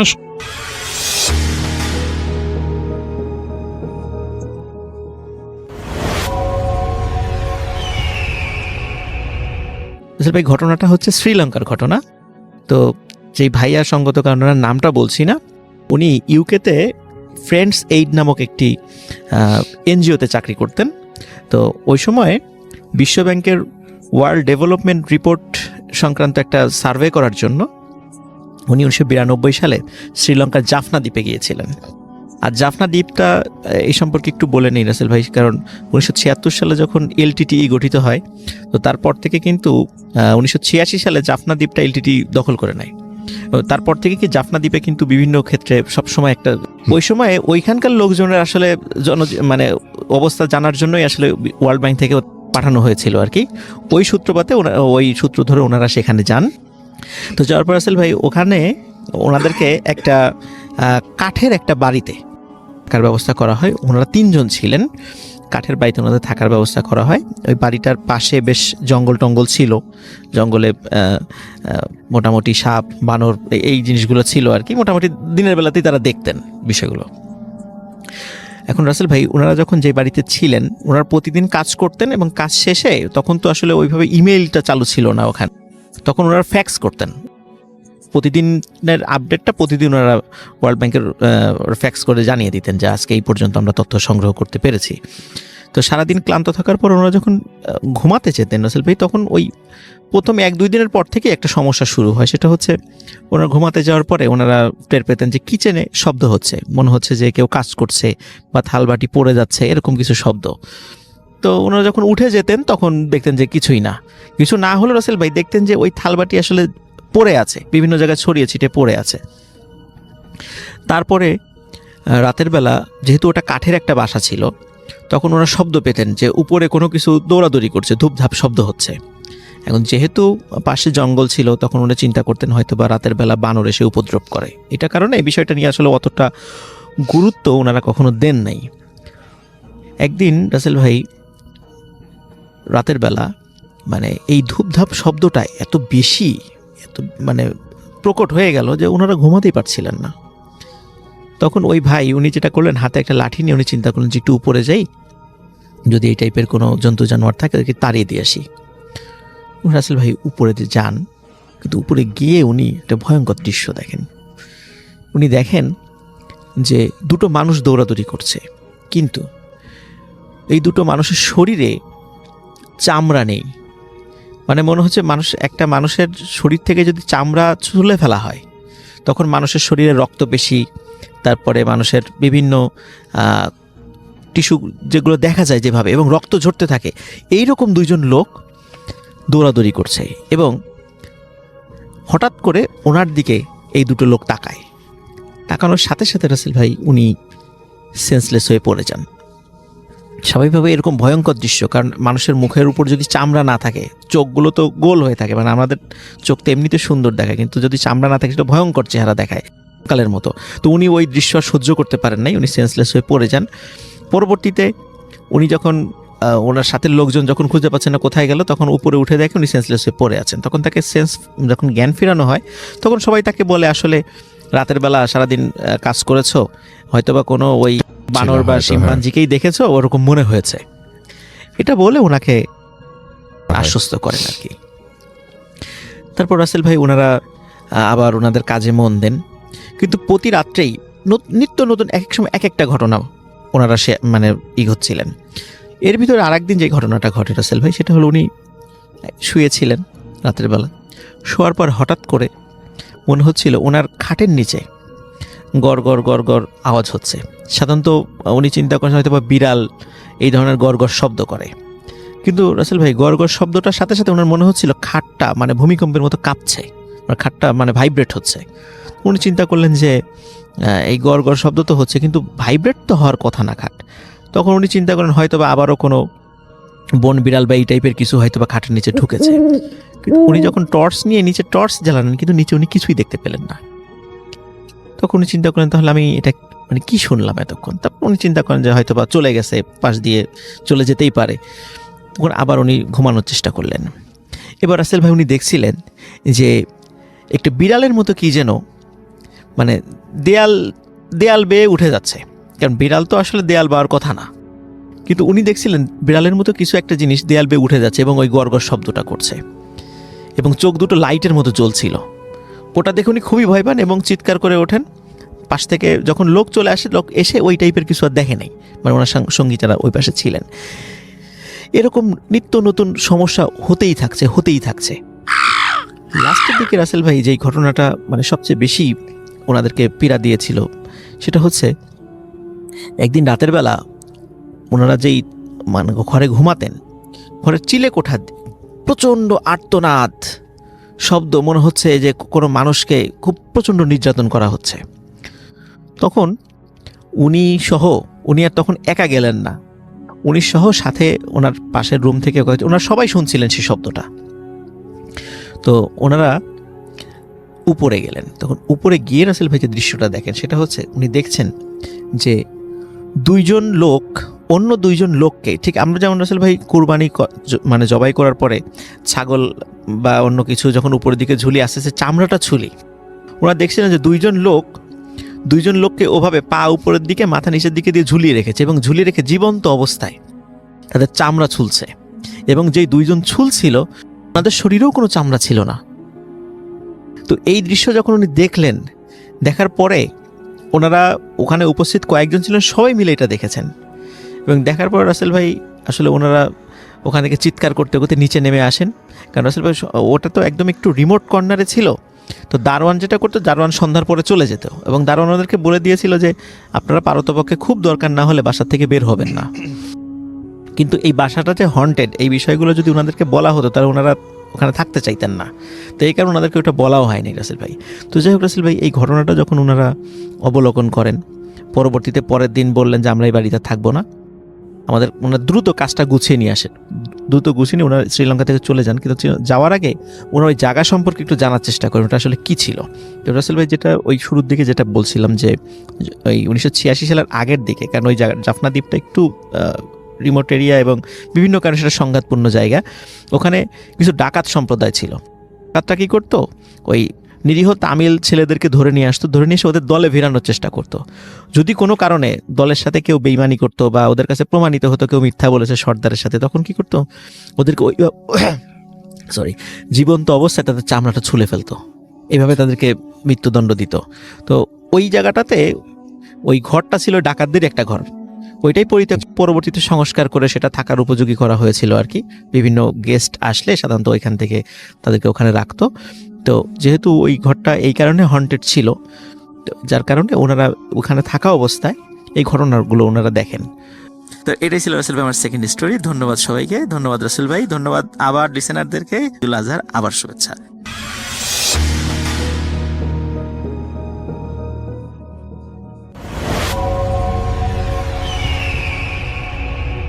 হ্যালো লিসেনার্স, হ্যালো রাসেল ভাই, আসসালামু আলাইকুম। আশা করি সবাই ভালো আছেন, ভালোর দোলাই আছেন। আমার নাম রিপন, আমি লালমিহাট থেকে বলতেছি। আজকে যে ঘটনাটা আমি শেয়ার করব, এই ঘটনাটা আমার কাছে পাঠিয়েছেন জাহিদ, আর জাহিদের বাড়ি হচ্ছে ফরিদপুরে। আমি চেষ্টা করব জাহিদ ভাইয়ের মতো করে ঘটনাটা আপনাদের মাঝে শেয়ার করার। জাহিদ ভাই যে ঘটনাটা আমার কাছে শেয়ার করেছেন সেটা আজ থেকে 2 বছর আগের একটি ঘটনা। তো এই ঘটনা ঘটে যখন তিনি একটা সরকারি হাসপাতালের ইন্টার্ন ডাক্তার ছিলেন। তো পেশাগত কারণে ভূতপ্রেত বা অলৌকিক কিছুতে বিশ্বাস করার মতো তিনি মানুষ ছিলেন না।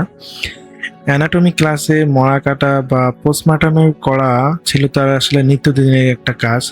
কিন্তু সেদিন রাতে ডিউটিতে ওনার সাথে এমন একটা ঘটনা ঘটেছিল যা থেকে তিনি আর কোনোদিন একা মর্গে যাওয়ার সাহস পাননি। তো ঘটনাটা ঘটেছিল আজ থেকে প্রায় 2 বছর একটা বর্ষার রাতে, ঝড় বৃষ্টির রাতে। তো জাহিদ ভাইয়ের ডিউটি ছিল হাসপাতালের ইমার্জেন্সি ওয়ার্ডে। রাত তখন আনুমানিক 2:30টা। বাইরে তখনও প্রচণ্ড বজ্রপাত আর মুষলধারে বৃষ্টি হচ্ছে। ঝড়ের কারণে হাসপাতালের মেইন পাওয়ার সাপ্লাই বন্ধ হয়ে গিয়েছিল। কেবল জেনারেটর হালকা হলদে আলোয় পুরো করিডোর একটা ভুতুড়ের রূপ নিয়েছিল। তো ঠিক তখন এমার্জেন্সিতে একটা কেস আসে যে সড়ক দুর্ঘটনায় মারা যাওয়া এক অজ্ঞাত পরিচয় ব্যক্তির লাশ। তো আইনি প্রক্রিয়ার জন্য লাশটিকে তাৎক্ষণিকভাবে হাসপাতালের পিছনের দিকে একটা মর্গ আছে, সেই মর্গে হিমাগরে রেখে আসার নির্দেশ দেওয়া হয়। তো দুর্ভাগ্যবশত সেদিন রাতে টলি বয় বা ওয়ার্ড বয়, যিনি আসলে লাশ নিয়ে যাওয়া আসা করেন সেই মর্গের মধ্যে, তিনি ডিউটিতে ছিলেন না বা তিনি কোনো কারণে তিনি আসেন নাই। তাই একজন জুনিয়র স্টাফকে সাথে নিয়ে জাহিদ ভাইকে সেই সাদা কাপড়ে ঢাকা লাশটি স্ট্রেচার সেই মর্গে রাখার নির্দেশ দেওয়া হয়। তো হাসপাতালের মূল ভবন থেকে মর্গটি ছিল একটু দূরে, একটা পুরনো স্যাঁতস্যাঁতে গলির শেষ মাথায়। জাহিদ ভাই আর সেই স্টাফ যখন মর্গের লোহার ভারী দরজাটা ঠেলে ভিতরে ঢুকলেন, তখন চারপাশে বাতাস একদম যেন জমে বরফ হয়ে গেল।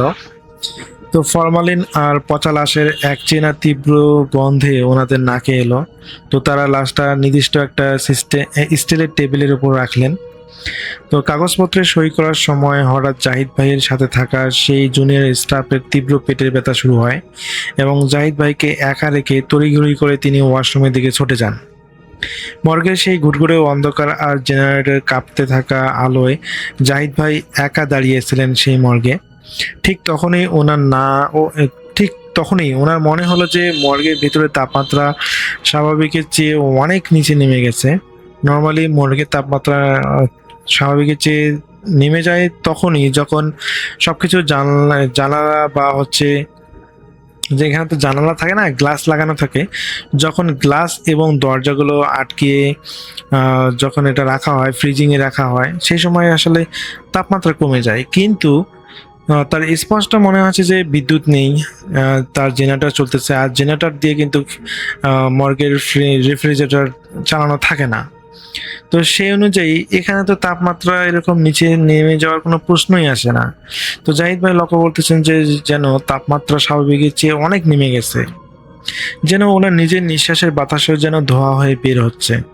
তিনি যখন ঘড়ি দেখেন যে সময়টা নোট করতে যাবেন, ঠিক ওনারই পিছনে সেই সাদা কাপড় পরা লাশটার উপর থেকে কাপড়টা মেঝেতে পড়ে গেল। তো জাহিদ ভাই চমকে উঠে পেছনে তাকালেন এবং তিনি দেখলেন যে টর্চের আলোতে যখন তিনি সেই লাশটার মুখে ফেললেন এবং ওনার মেরুদণ্ড বেয়ে যেন একটা ঠান্ডা স্রোত নেমে গেল। তিনি দেখলেন যে অ্যাক্সিডেন্টে মারা যাওয়া সেই লোকটার চোখ দুটো পুরো খোলা আর ওটার চিবুকটা ভেঙে নিচে নেমে গেছে। জাহিদ ভাই ভাবলেন হয়তো পেশির টানের কারণে এমন হয়েছে। তিনি সাহস করে লাশটার দিকে এক পা দুপা করে আগাতে থাকলেন এবং সেই মর্গের দেয়ালে আলমারির মতো থাকা সারি সারি ডিপ ফ্রিজের যেখানে লাশ রাখা হয়, ভেতর থেকে একটা তীব্র আঁচড়ানোর শব্দ তিনি পেলেন। আর ঠিক তখনই জাহিদ ভাইয়ের কানের কাছে, একদম কাছে, তিনি অতি নিচু সরে একটা ঠান্ডা, একটা ফিসফিসানি আওয়াজে তিনি তার নিজের নামটা শুনতে পেলেন।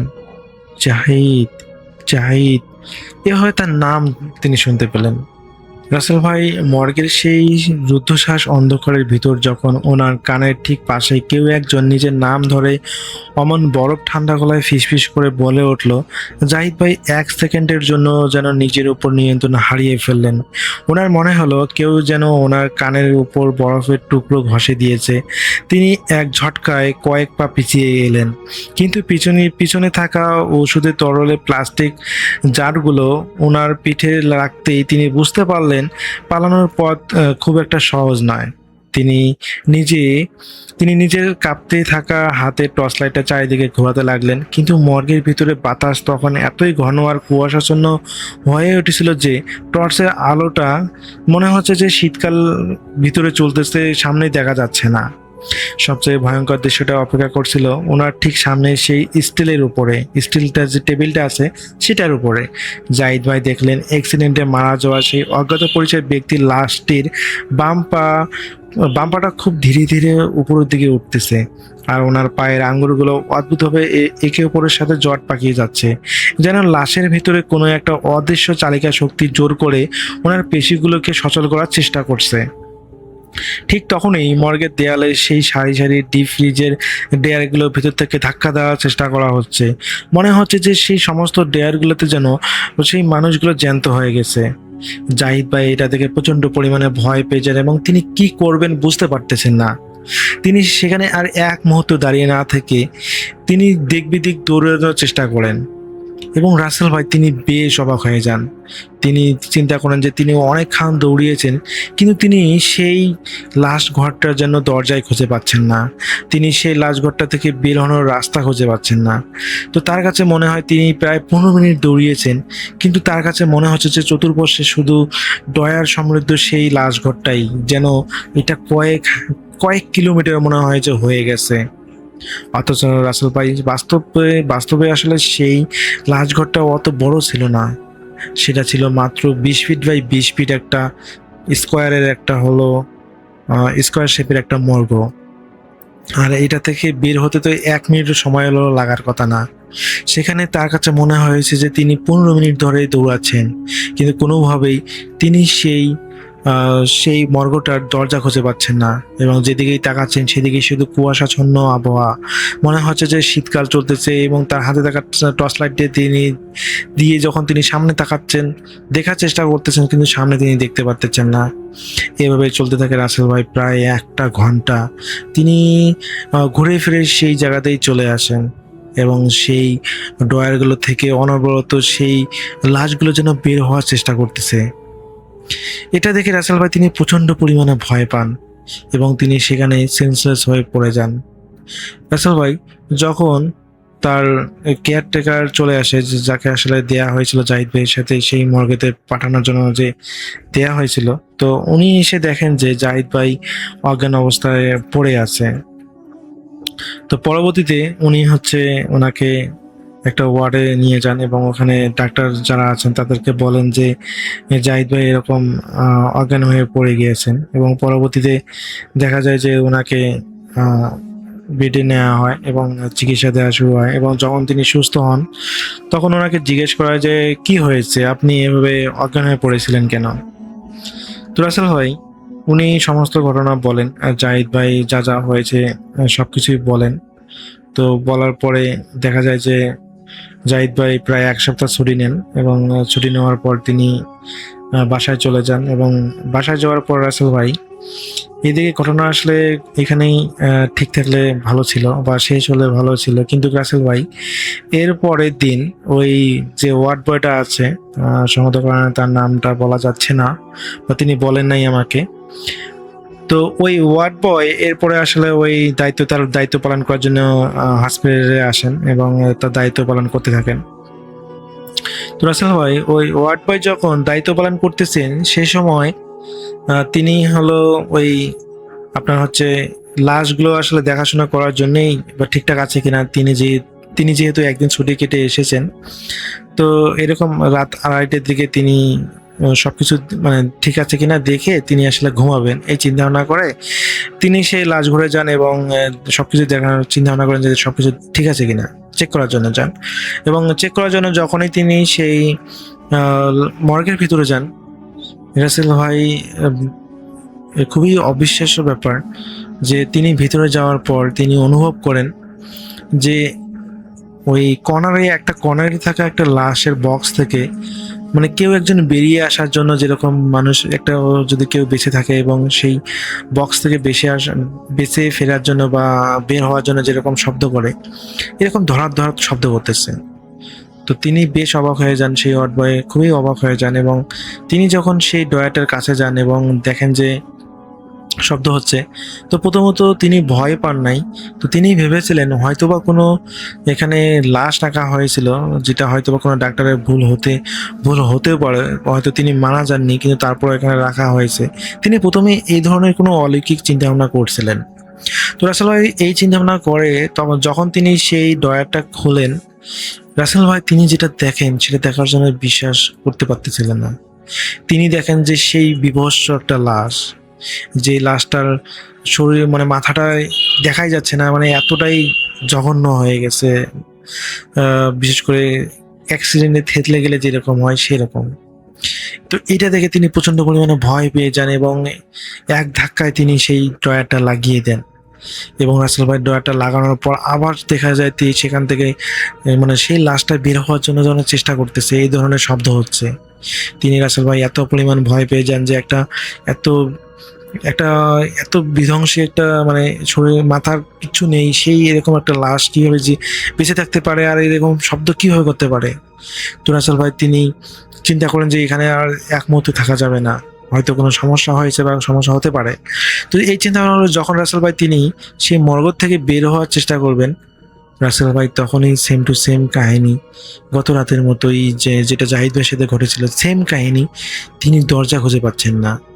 সেই 20 ফুটের মর্গটাকে তার কাছে মনে হচ্ছে যেন কয়েকশো মাইল। তিনি এত দৌড়াচ্ছেন, মনে হচ্ছে যে তিনি রাস্তায় খুঁজে পাচ্ছেন না। তো নর্মালি এই জাহিদ ভাইয়ের সাথে যে ঘটনা ঘটেছিল এই ঘটনাটা কিন্তু এই ওয়ার্ড বয় জানতো না। তো তিনি আসলে ওই রাতে এসেছিলেন, যার কারণে তিনি জানেন না যে জাহিদ ভাইয়ের সাথে কী ঘটনা ঘটেছিল। তো রাসেল ভাই আমি এটা পরে আসতেছি। তো এরপরে যখন ওই ওয়ার্ড বয় কোনোভাবেই খুঁজতে পারছিল না এবং তিনি অনুভব করেন যে সমস্ত ড্রয়ারগুলো থেকে যেন সেই লাশগুলো যেগুলো ফ্রিজিং করে রাখা হয়েছিল যেন সমস্ত লাশগুলো যেন বের হতে চাইছে। রাসেল ভাই ঠিক কিছুক্ষণ পর তিনি অনুভব করেন সেই কুয়াশাচ্ছন্ন আবহাওয়া থেকে যেন 6টা লাশ তার দিকে ধীরে ধীরে এগিয়ে আসতেছে। এটা দেখে রাসেল ভাই এই ওয়ার্ড বয় এত পরিমাণ ভয় পেয়ে যায়, তিনি তার জ্ঞান ধরে রাখতে পারেন না। তিনি জাহিদ ভাইয়ের মতো সেখানে সেন্সলেস হয়ে পড়ে যান। তো সকালবেলা যখন ওই যে অ্যাক্সিডেন্ট হওয়া লাশটা যে ছিল এটার পরিবারের যখন আসেন এবং সেই লাশটা নেওয়ার জন্য যে তাদের পরিবারের থেকে আসে যখন নেওয়ার জন্য, তো যখন ওয়ার্ড বয়কে খোঁজা হয় যে ওয়ার্ড বয়টা কোথায় গেল, কিন্তু কোনো জায়গাতেই খুঁজে পাওয়া যাচ্ছে না। যখন বাসায় ফোন দেয়া হয় তো বাসা থেকে বলে যে উনি তো কালকে রাতেই চলে গিয়েছে হাসপাতালে, এখনো তো বাসায় ফেরেন নাই। তো তখন দেখা যায় যে ওই হসপিটাল কর্তৃপক্ষ একটু অবাক হয়ে যায় যে ওয়ার্ড বয় আবার কোথায় চলে গেল, যদি তিনি রাতে আসতেন তাহলে তো তিনি হাসপাতালেই থাকতেন। তো যেহেতু এদিকে আবার ওই পরিবারের যাদের হলো লাশ নেয়ার তারা দিচ্ছিল এবং পরবর্তীতে তারা দেখা যায় যে কোনো কিছু উপায়ন্ত না পেরে তাদের একজন স্টাফকে দিয়ে বলা হয় যে এত নাম্বার ড্রয়ারে লাশটা রাখা আছে, আপনি যে নিয়ে আসেন। তো রাসেল ভাই যখন ওই স্টাফকে যখন ওই দরজা খুলে ভিতরে প্রবেশ করে, তিনি যেটা দেখেন যে মোটেও প্রস্তুত ছিলেন না, কারণ দেখেন যে ওই ওয়ার্ড বয় তিনি হলো নিজের মধ্যে ফ্লোরে পড়ে আছেন অজ্ঞান অবস্থায়। তো তিনি বেশ অবাক হয়ে যান যে একটা ফ্রিজিং এর মধ্যে একটা মানে ইনি এখানে কি করতেছেন।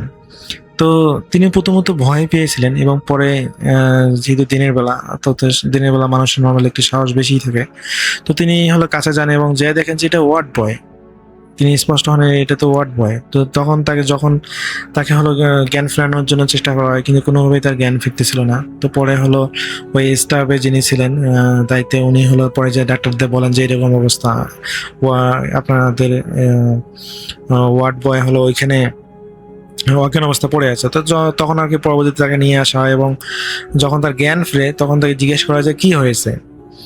পরে ওয়ার্ড বয় বলে যে এরকম এরকম আমি আসলে চেক করার জন্য গিয়েছিলাম, কিন্তু পরে হলো আমি রাস্তা খুঁজে পাইনি। তো পরে দেখা যায় যে জাহিদ ভাইয়ের সাথে এবং এই ওয়ার্ড বয়ের সাথে যে ঘটনাটা সেম টু সেম ঘটনা ডাক্তাররা বুঝতে বলেন যে এই ধরনের ঘটনা ঘটেছে। তো রাসেল ভাই এরপর থেকে ওই ফরিদপুরের একটা ওই হাসপাতালে, আমি আসলে হাসপাতালের নামটা বলতেছি না সঙ্গত কারণে, ওই হাসপাতালে এরপর থেকে যে মর্গটা আছে ওইটা আসলে ভেঙে ফেলা হয়। কারণ এটা ভেঙে ফেলা শুধু এই দুইটা ঘটনার প্রেক্ষিতে আসলে ভেঙে ফেলা হয়নি, এরপরে নাকি দেখা যায় বিভিন্ন স্টাফের সাথে বিভিন্ন ধরনের ওই মর্গের আর কি ঘটনা ঘটেছিল। তো যার কারণে পরবর্তীতে ওই কর্তৃপক্ষ ওই মর্গটা ভেঙে ফেলতে বাধ্য হয় এবং তারা নতুন করে একটা হাসপাতালেরই সাথে একটা নতুন করে একটা মর্গ বানায়। তো রাসেল ভাই এটাই ছিল জাহিদ ভাইয়ের ঘটনা, তিনি আমাকে এটা ফরিদপুর থেকে লিখে পাঠিয়েছেন। তো আমার কাছে মর্গের ঘটনা বেশ ভালো লাগে, এর কারণে আমি ঘটনাটা শেয়ার করলাম। তো লিসেনারদের কাছে রিকোয়েস্ট থাকবে যে আপনাদের কাদের কাদের এই ধরনের মর্গের ঘটনাগুলো ভালো লাগে আপনারা অবশ্যই জানাবেন। আর আপনাদের মাঝে যদি কোনো ঘটনা থেকে থাকে তাহলে অবশ্যই ইমেল করে আমাদেরকে ঘটনা পাঠাবেন। তো সবাই ভালো থাকবেন, সুস্থ থাকবেন এই প্রত্যাশায়। আল্লাহ হাফেজ।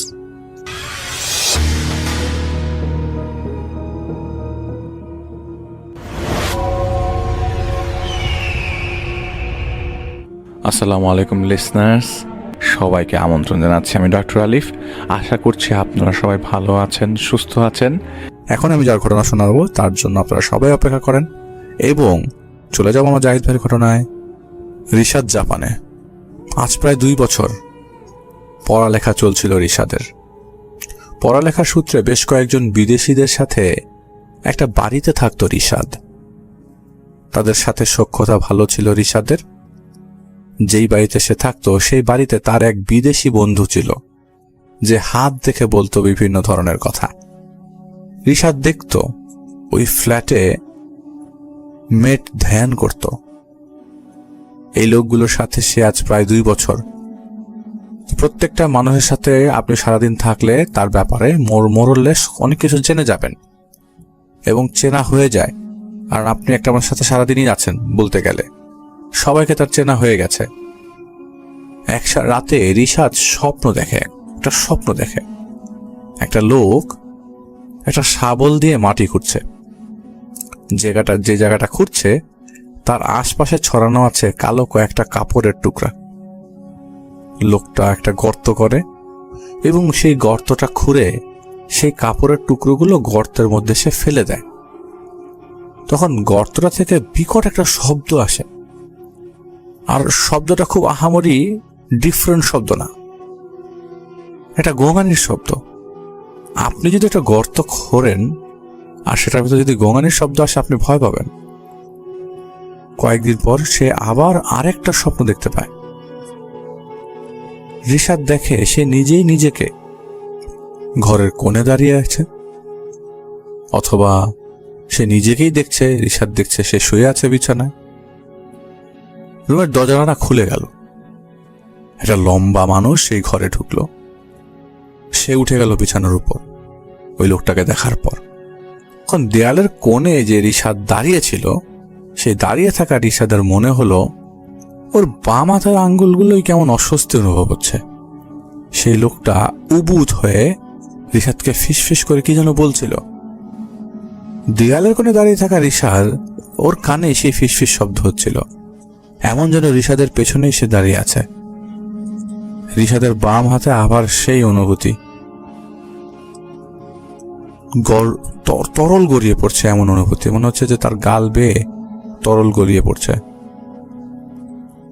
আমাদের শরীরে আমরা যেমন ঘাম মাথার থেকে যদি আমরা মুখে পড়ে এবং মুখ থেকে যদি গড়িয়ে নিচে যায় আপনারা কিন্তু ফিল করবেন, সেরকম একটা ফিল হচ্ছিল।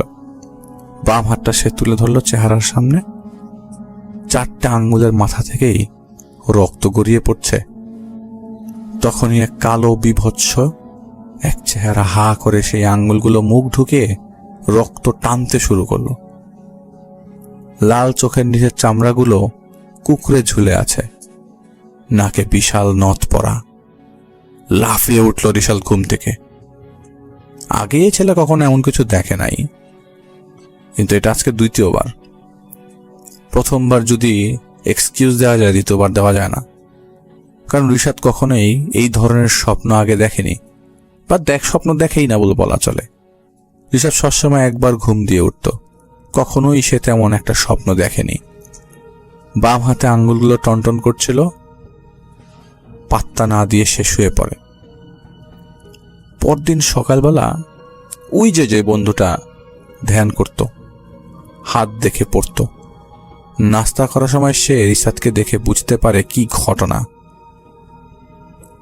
একটা ঘটনা শুরু হয়েছে রিশাদের সাথে, সেটা সে বুঝতে পারে, কারণ সে রিশাদকে দেখার পর এক পলকের জন্য দেখেছিল সিলিং সমান লম্বা এক অবয়বকে। কিন্তু তার সেই বন্ধু সেটা দেখে চুপ থাকে। রিশাদকে সে বলে না, কারণ সেই রাতের কথা রিশাদের মনে নেই। আর সেই বন্ধু সেই রাতের কথা রিশাদের মনে পড়ুক সেটা চায় না সে।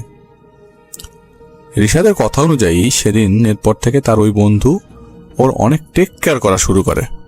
একজন বন্ধু যদি বিপদে পড়ে এবং সে দেখে ফেলেছে যে পেছনে একটা অবয়ব, এরপর থেকে সে যেহেতু দেখতে পেরেছে আর সেটা যেহেতু রিশাদ জানে না, সে আসলে রিশাদকে টেক কেয়ার করা শুরু করে দেয়।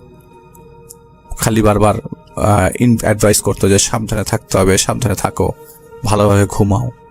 এই ধরনের ইঙ্গিত তার ওই বন্ধু তাকে সেফ থাকার ইশারা দিয়ে বলতে থাকে। এদিকে রিশাদের সাথে প্রতি রাতে একটা স্বপ্নের ঘটনা ঘটতই, যা রিশাদ পাত্তা দিত না। কিছুদিন পর, বেশ কয়েকদিনের লম্বা ছুটি পাওয়ার পর, ফ্ল্যাটের মেটরা ঠিক করে একদিন রাতে ওরা পাশের এক প্রদেশের এক বনে ক্যাম্পিং করতে যাবে। রিশাদের জন্য এটা নতুন কিছু না, আর সে প্রচণ্ড ট্রাভেল করতে পছন্দ করে, ঘোরাফেরা পছন্দ করে। আর জাপানে সেই 2 বছর পড়ার পাশাপাশি প্রচুর ঘোরাফেরা করেছে, তো ক্যাম্পিং তো তার জন্য অনেকটা আনন্দের ব্যাপার। তো সেই কথা মতো তারা ক্যাম্পিংয়ের জন্য বের হয়। সময়টাও বেশ ভালো কাটছিল, হই হুল্লার চলছিল। একটা সময় প্রায় শেষ রাতে যার যার টেন্টে, যার যার তাঁবুতে সবাই ঘুমাতে চলে যায়। সবাই স্লিপিং ব্যাগের মধ্যেই ছিল, কারণ বাতাসটা ছিল ঠান্ডা। হঠাৎ করে রিশাদের সুরের একটা ঝাঁকি দেয়। রিশাদের ঘুম ভেঙেছে, নাকের ভেতরটা জ্বলছিল, মনে হচ্ছে কাঁচা ঘুম ভেঙে গেছে। আর কাঁচা ঘুম ভাঙলে মাথাটা যেমন ভন ভন করে সেরকম ভন ভন করছিল। স্লিপিং ব্যাগের মধ্যে হাওয়া ঢুকছিল তখন, ঠান্ডা বাতাস। আর ওই মুহূর্তেই জাপটা জাপটির একটা শব্দ আসলো। রিশাদ উঠে দেখলো তার সেই বিদেশি বন্ধু টেন্টের দিকে বিশাল আকারের একটা লোক এগিয়ে যাচ্ছে। এত বড় একটা লোক এগিয়ে যাওয়া দেখে রিশাদের ওই সময় দমই বন্ধ হয়ে যাচ্ছিল। রিশাদ শ্বাস নিতে পারছিল না। স্তম্ভের মতো সে দেখতে পায় সেই লম্বা অবয়বটা রিশাদের সেই বন্ধু টেন্টের সামনে দাঁড়ায়। রিশাদের সেই বন্ধুকে রিশাদ দেখতে পায় যে সে স্লিপিং ব্যাগের বাইরে বসে ধ্যান করছিল। সে অবয়ব খপ করেই টান দিয়ে রিশাদের বন্ধুর কল্লাটা ধরে টেনে বের করে নিয়ে আসে। শুধু টেনে না, টেনে হিচড়ে নিয়ে যায় বনের দিকে। ওই বন্ধুর হাত পা ছুটছিল, কিন্তু কল্লাটা এমন ভাবে ধরা যে সে কিছুই করতে পারছে না।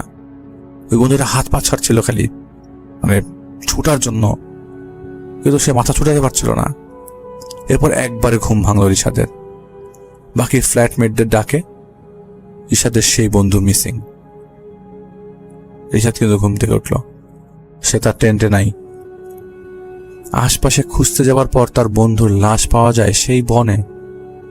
একটা গাছে ঝুলে আছে সেই লাশটা, গলায় ফাঁস দেওয়া। অনেক ঝামেলা হলো, অনেক কিছু হলো। রিশাদের বাকি ফ্ল্যাটমেটদেরকে ক্লিন চিট দেওয়া হলো। তারা পুলিশ হেফাজত থেকে 2 দিন পর ফ্ল্যাটে ফিরল, কিন্তু বিমর্ষ বিমূর বিধ্বস্ত তারা। একটা রুমমেট, তারা একটা ক্যাম্পে গেছে, সেখানে একজনকে হারাতে হবে, এটা তো তারা মেনে নিতে পারছিল না।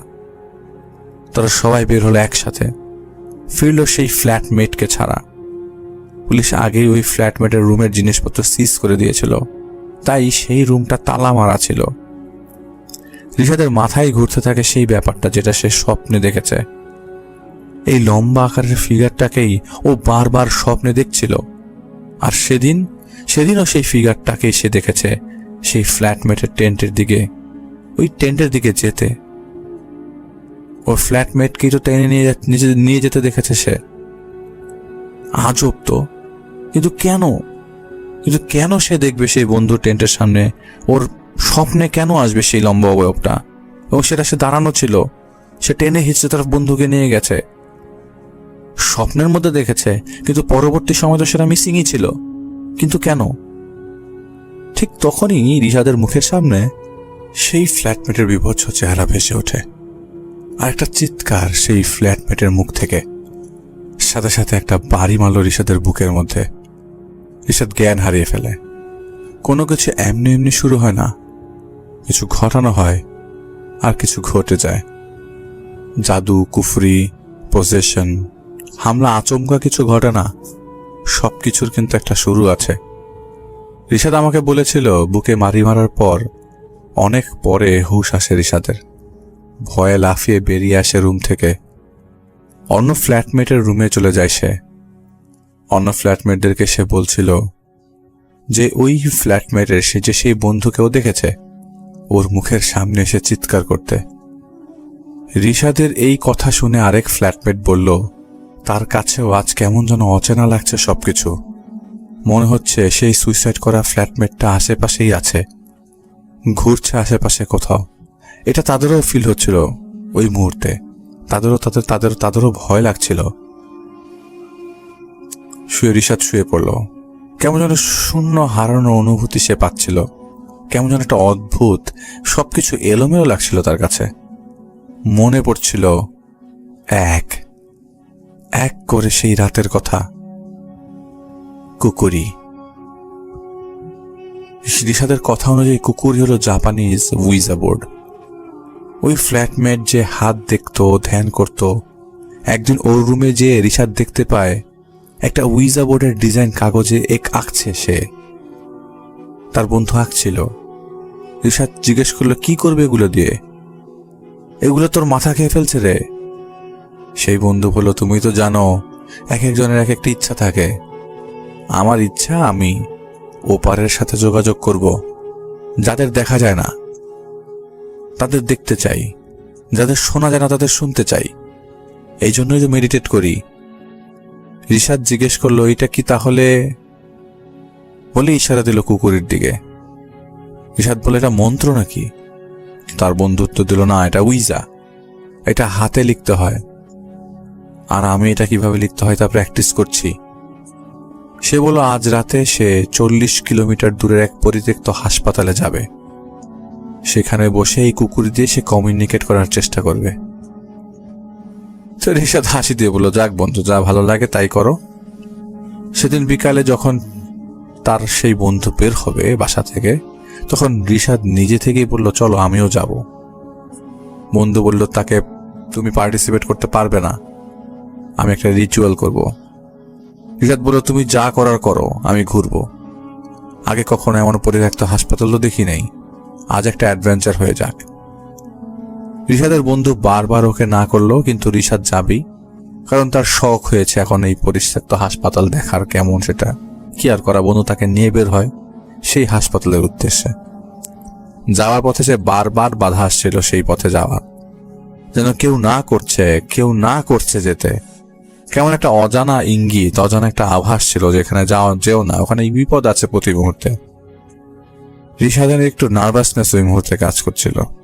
তা খুব স্বাভাবিক, আপনি এমন একটা জায়গায় যাবেন, আপনি জেনে যাচ্ছেন সেই জায়গায় বিপদ আসতে পারে, তখন যদি কোনো জায়গা থেকে বিপদ নাও আসে, তখন মনে মনে আপনাকে একটা ইঙ্গিত দেওয়া হবে যে বিপদ তোমার সামনে অবধারিত, তুমি সেই জায়গায় যেও না। এটা লেফট ব্রেন অথবা রাইট ব্রেন, কোনো একটা ব্রেন আপনাকে ইঙ্গিত দিতে থাকে। ওই মুহূর্তে রিশাদের নার্ভাসনেসও কাজ করছিল, কি হয়, কেমন হয়, কিভাবে হবে, অ্যাডভেঞ্চারের জন্য যাচ্ছে, সেখানে আবার কোনো বিপদ আমাদের জন্য অপেক্ষা করছে কিনা।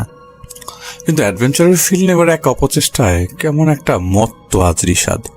অনাকাঙ্ক্ষিত একজনের আবির্ভাব ঘটবে আজ ওর জীবনে, যার আগমন কালো হয়ে আবির্ভূত হবে তার সেই বন্ধুর জন্য। কে ভেবেছিল সেদিন পরিত্যক্ত সেই হাসপাতালটার বাইরে থেকে সিলগালা করে দেয়া ছিল। রিশাদ বুঝল না, জাপানের মতো দেশে এমন একটা হাসপাতাল আছে, এখনো আছে হিসেবে এটা তো ভেঙে ফেলে নতুন ফাউন্ডেশন দাঁড় করে ফেলা হতো আগেই। রিশাদের এই ভাবনাটা তখন বেশ ভালো করে স্ট্রাইক করেছিল। ভাবনাটা সঠিকও, কেন এরকম জায়গায় একটা হাসপাতাল থাকবে, কিন্তু কি একটা জায়গা সে নিজেকে হারাতে চায় না। কিছু জায়গা স্মৃতির বাহক হয়ে থাকে। হাসপাতালের করিডোরটা একদম ঘুটঘুটে কালো, এদিকে বাইরে বাতাস বইছে বেশ ভালোভাবেই, কিন্তু ভেতরটা ওই মুহূর্তে নিস্তব্ধ ছিল। Pin drop silence. রিশাদের বন্ধুর প্রতিটা দরজার সামনে যাচ্ছিল, সেই দরজাগুলো ছুঁয়ে দেখছিল সে। আসলে রিশাদ তখনও বুঝেনি যে তার বন্ধু যেন স্পর্শ করে টের পেতে যাচ্ছে কোন জায়গাটা তার রিচুয়ালের জন্য উত্তম। ওটা বোঝা যাচ্ছিল না। কিছুক্ষণ পরে একটা দরজার সামনে থমকে দাঁড়ায় রিশাদের বন্ধু। 2 কদম পিছিয়ে আসে সেই দরজার পাশ থেকে, যেন সে ভয় পেয়েছে। রিশাদ জিজ্ঞেস করলো, কি হয়েছে? কিন্তু সে এত জোরে বলেছে যে সে সেই কথা একো হয়ে বারবার চারদিকে ছাপিয়ে পড়তে শুরু করে, কিন্তু একদম অস্বাভাবিকভাবে। এতবার মানুষের কথা কোনো জায়গায় খালি জায়গায় রিপিট হয় না, ইকো হয়ে আসে না। যেন এমন ব্যাপার যে কয়েকজন রিশাদ মিলেই চিৎকার করে বলছিল কথাটা। রিশাদের বন্ধু তার দিকে ঘুরে তাকিয়ে আস্তে আস্তে ফিস ফিস করে বলে, কিছু না, এই রুমে ওরা ঢুকবে আর এইখানেই রিচুয়ালটা করবে।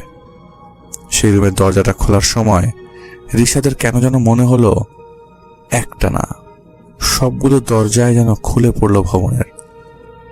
দরজা খুলে ভেতরে ঢোকার পর রিশাদ টর্চের আলোতে দেখতে পায় একটা মেডিকেল ওয়ার্ডের মতো রুম, বিশাল বড় রুম। রিশাদের বন্ধু ফ্লোরের মোমবাতি রাখে আর একটা বাক্স থেকে বালির মতো কিছু নিয়ে এসে সে গোল করে একটা গোলক আঁকে। গোলকের ভেতর সে রিশাদকে বসতে বলে। খামখেয়ালির মতো রিশাদ ফ্লোরে বসে পড়ে। সে দেখতে থাকে তার সেই বন্ধু মোমবাতি জ্বালালো, ধ্যানের মতো করে কি যেন বিড়বিড় করে পড়লো। এরপর সে একটা কাগজ বের করলো। রিশাদকে সে বলে, রিশাদ, ভয় পেও না, কিন্তু রিচুয়াল করতে হলে আমাকে আমার হাতের রক্ত দিয়ে লিখতে হবে। আমি লিখবো, তুমি ভয় পেও না। তখন রিশাদ বললে, ধুর মস্করা করো, বাদ দাও এগুলা, রক্ত এগুলা বাদ দাও, আমি গেলাম নাইলে। তখন তার বন্ধু বলে, রিশাদ, তুমি হয় চোখ বন্ধ করে রাখো, কিন্তু এখন বের হয়েও না। রিচুয়ালের একটা নিয়ম আছে, এত দূর থেকে আজ এসছি, তুমি আজকের কাজটা বৃথা করে দিও না। এটা আমার পণ্ড হয়ে গেলে তাহলে আমার এখানে আসাটা বৃথা। আর সে বোঝালো রিশাদকে, অগত্যা মানতে হলো রিশাদকে তার বন্ধুর কথা। রিশাদের বন্ধু একটা ডায়েরি বের করে পড়ছিল। সেটার মধ্যে লেখা ছিল ইনস্ট্রাকশন। মোমের আলোয় সেই ওয়ার্ডটা কেমন যেন ভুতুরে লাগছিল রিশাদের। প্রথমবার ভয়ের অনুভূতি টের পাচ্ছিল রিশাদ। চারপাশটা নিকষ কালো লাগছিল রিশাদের। তখনও কয়েকটা বেড বিছানো ছিল, কঙ্কালসার অবস্থা ছিল বিছানাগুলোর। চারপাশটা গুমোট মনে হলো রিশাদের। মনে হলো রিশাদ আর ওর বন্ধুটা না একা না। নিকষ কালো অন্ধকার যেন বলছে রিশাদকে, তুই একা না, তুই একা না। রিশাদের বন্ধু ফ্লোরে একটা সাদা কাগজ রাখে। সেই সাদা কাগজের উপর রাখে একটা কয়েন। যদি কেউ আসে সেই কয়েনটা নাড়াবে, এই কয়েনটা নড়বে নিজে নিজেই। এরপর সে একটা ক্লিপ কাটার দিয়ে আঙ্গুলের মাথা কাটে। আঙ্গুলের মাথা দিয়ে গড়িয়ে রক্ত পড়ছিল। সেই কাটা আঙ্গুল পেপারে রেখে একটা ত্রিভুজ আঁকলো রিশাদের বন্ধু। ব্যথায় কোকিয়ে উঠল, কিন্তু মুখ দিয়ে একটা শব্দ সে করল না। ত্রিভুজ আঁকার পর সে একটা একটা করে অক্ষর লিখল। জাপানি ভাষায় অক্ষর লিখল সে। রক্ত আসে না দেখে আরেকটা আঙ্গুলের মাথা সে কাটল। এভাবে তৈরি হয় রক্ত দিয়ে গড়া কুকুরি বা ouija board. Fresh human blood. আর কি লাগে? এরপর রিশাদের বন্ধু বলে, আমি যেভাবে বলি সেভাবে আমার সাথে কথা বলো, আর আমার 2 হাত তুমি ধরো। আমার হাত যদি নড়ে তুমি ভয় পাবে না, রিল্যাক্স থাকবে, আমি তো আছি। রিশাদের বন্ধু একটা কয়েন রাখলো সেই পেপারের উপর। এরপর রিশাদ আর তার বন্ধু 2 জন হাত ধরে ওইসব কথা বলে স্পিরিটকে ডাকছিল। আসলে স্পিরিট তো আর আসবে না, আসবে ওদের বাবা। জিন্দেগি বরবাদ করার জন্য আসবে। ওরাই ডেকে যাচ্ছিল, ওরা ডেকেই যাচ্ছিল ননস্টপ। 2 মিনিট হয় নাই, একটা ক্যান বা একটা পাতলা স্টিলের বোতল পড়ার শব্দ আসলো। সেই শব্দটা সিঁড়ি থেকে ছিটকে পড়ে আসলো। সেই আচমকা শব্দে 2 জনের শরীর ঝাঁকি দিয়ে কেঁপে উঠল। একটা পায়ের শব্দ, হেঁটে আসার শব্দ আসলো। ওই খালি বিল্ডিং এ তো নর্মালি হাঁটা চলাফেরা করার কথা তো পরে, ফিসফিস করে কথা বললেও মনে হচ্ছিল সম্পূর্ণ কথা পরিষ্কার শোনা যাচ্ছে। আর সেখানে একটা হাঁটার শব্দ আসবে, সেটা পরিষ্কার শোনা যাবে না, তা কি করে হয়? পুরো বিল্ডিংটাই তো খালি, একটা পরিত্যক্ত বিল্ডিং যেখানে যা কিছু আছে সব জীর্ণশীর্ণ, সব নষ্ট, সব শুকিয়ে কাঠ হয়ে আছে, যেখানে কোনো মানুষের আনাগোনা নেই অনেক বছর। সেই বিল্ডিং এর ভেতরে এই 2 জনের কোনো একটা শব্দ আসবে এবং সেটা পরিষ্কার শোনা যাবে না, তা তো হয় না। পায়ের শব্দটা যেটা আসছিল, হেঁটে আসার শব্দ যে আসছিল, একদম পরিষ্কার শোনা যাচ্ছিল।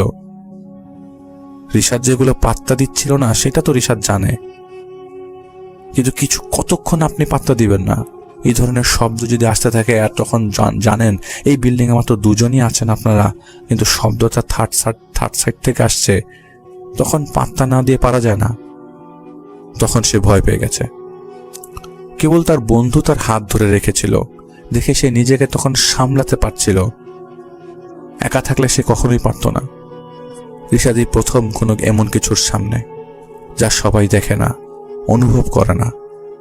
কুকুরি বা উইজা বোর্ডের উপরে রাখা কয়েনটা লাফিয়ে উঠল নিজে নিজেই। মোমের আগুন ধপ করে বাড়ি পড়ল, আর এরপর আগুনটা যেন আরো বড় মনে হলো। রিশাদের বন্ধু নিজে নিজেই জাপানি ভাষায় ধন্যবাদ আর তেল মারল, যাতে স্পিরিট মানে ওদের বাপ যে আসছে সে যাতে খুশি হয়।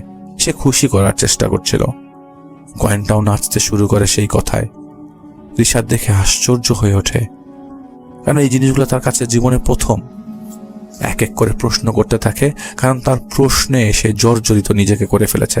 ততক্ষণে রিশাদের বন্ধু আর জবাবের সাথে সাথে আসতে লাগলো। এক এক অক্ষরের দিকে লাফিয়ে লাফিয়ে যেতে থাকতো কয়েনটা। আর রিশাদের বন্ধু সাথে সাথেই সেই কথাগুলো মিলিয়ে ফেলতো অক্ষরগুলো জোড়াতালির জোড়া লাগানোর মাধ্যমে। 1 মিনিট, 2 মিনিট করে চলে গেল 2 ঘন্টার বেশি, যাওয়াটা ওরা বুঝতেই পারেনি। ওই সময়, ওই মুহূর্তে সময় এত তাড়াতাড়ি চলে গেছে যেটা ধরা একদমই পসিবল ছিল না। রিশাদের মনে হয়েছিল এ তো মাত্র কয়েক মিনিট। ততক্ষণে রিশাদও শান্ত হয়ে গেছে, এনজয়ও করছিল সেই মুহূর্তগুলো, যেহেতু ওই মুহূর্তে কোনো ক্ষতি হচ্ছিল না। সে নিজেও একটা প্রশ্ন করে, যার উত্তর পেয়ে রিশাদ নিজেই অভিভূত হয়ে যায়। হঠাৎ রিশাদের বন্ধুর নজর পড়ে মোমের দিকে। মোম প্রায় শেষের দিকে, সুতা একদিকে কাত হয়ে গেছে, ততক্ষণে বুঝা যাচ্ছে যে মোমটা এখনই বন্ধ হয়ে যাবে। রিশাদের বন্ধু তার পাশে তাকায়, ব্যাগটা নেই। রিশাদের বন্ধুর নজর যায় দূরে, অনেকটা দূরে। ঝাপসা দেখা যাচ্ছে ব্যাগটা দূরে। এটা এখান থেকে কে সরাবে? কিভাবে সরাবে? ব্যাগ তো সাথেই ছিল। রিশাদের বন্ধুর হুঁশ ফেরে তখন। এটা ব্লাডি ফাঁদ, এটা ব্লাডি ফাঁদ ছাড়া কিছুই না। এই আলোটাই ভরসা ছিল। মোমটা এখন সার্কেলের বাইরে, এর মানে এই সার্কেলও সেফ না রিশাদরা।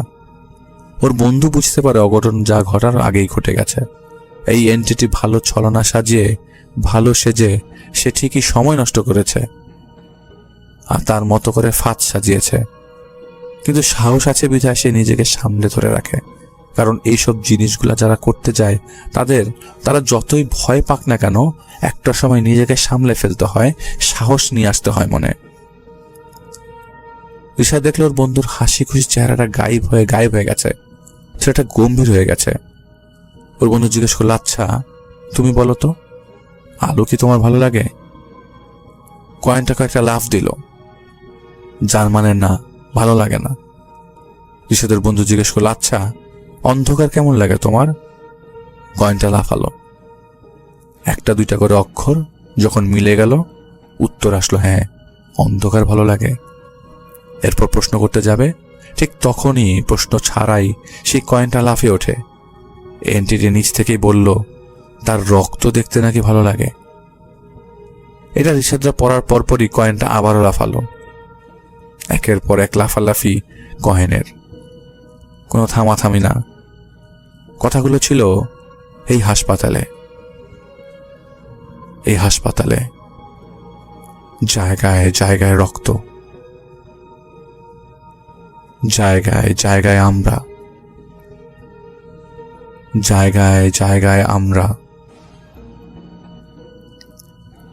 রক্ত শুকি,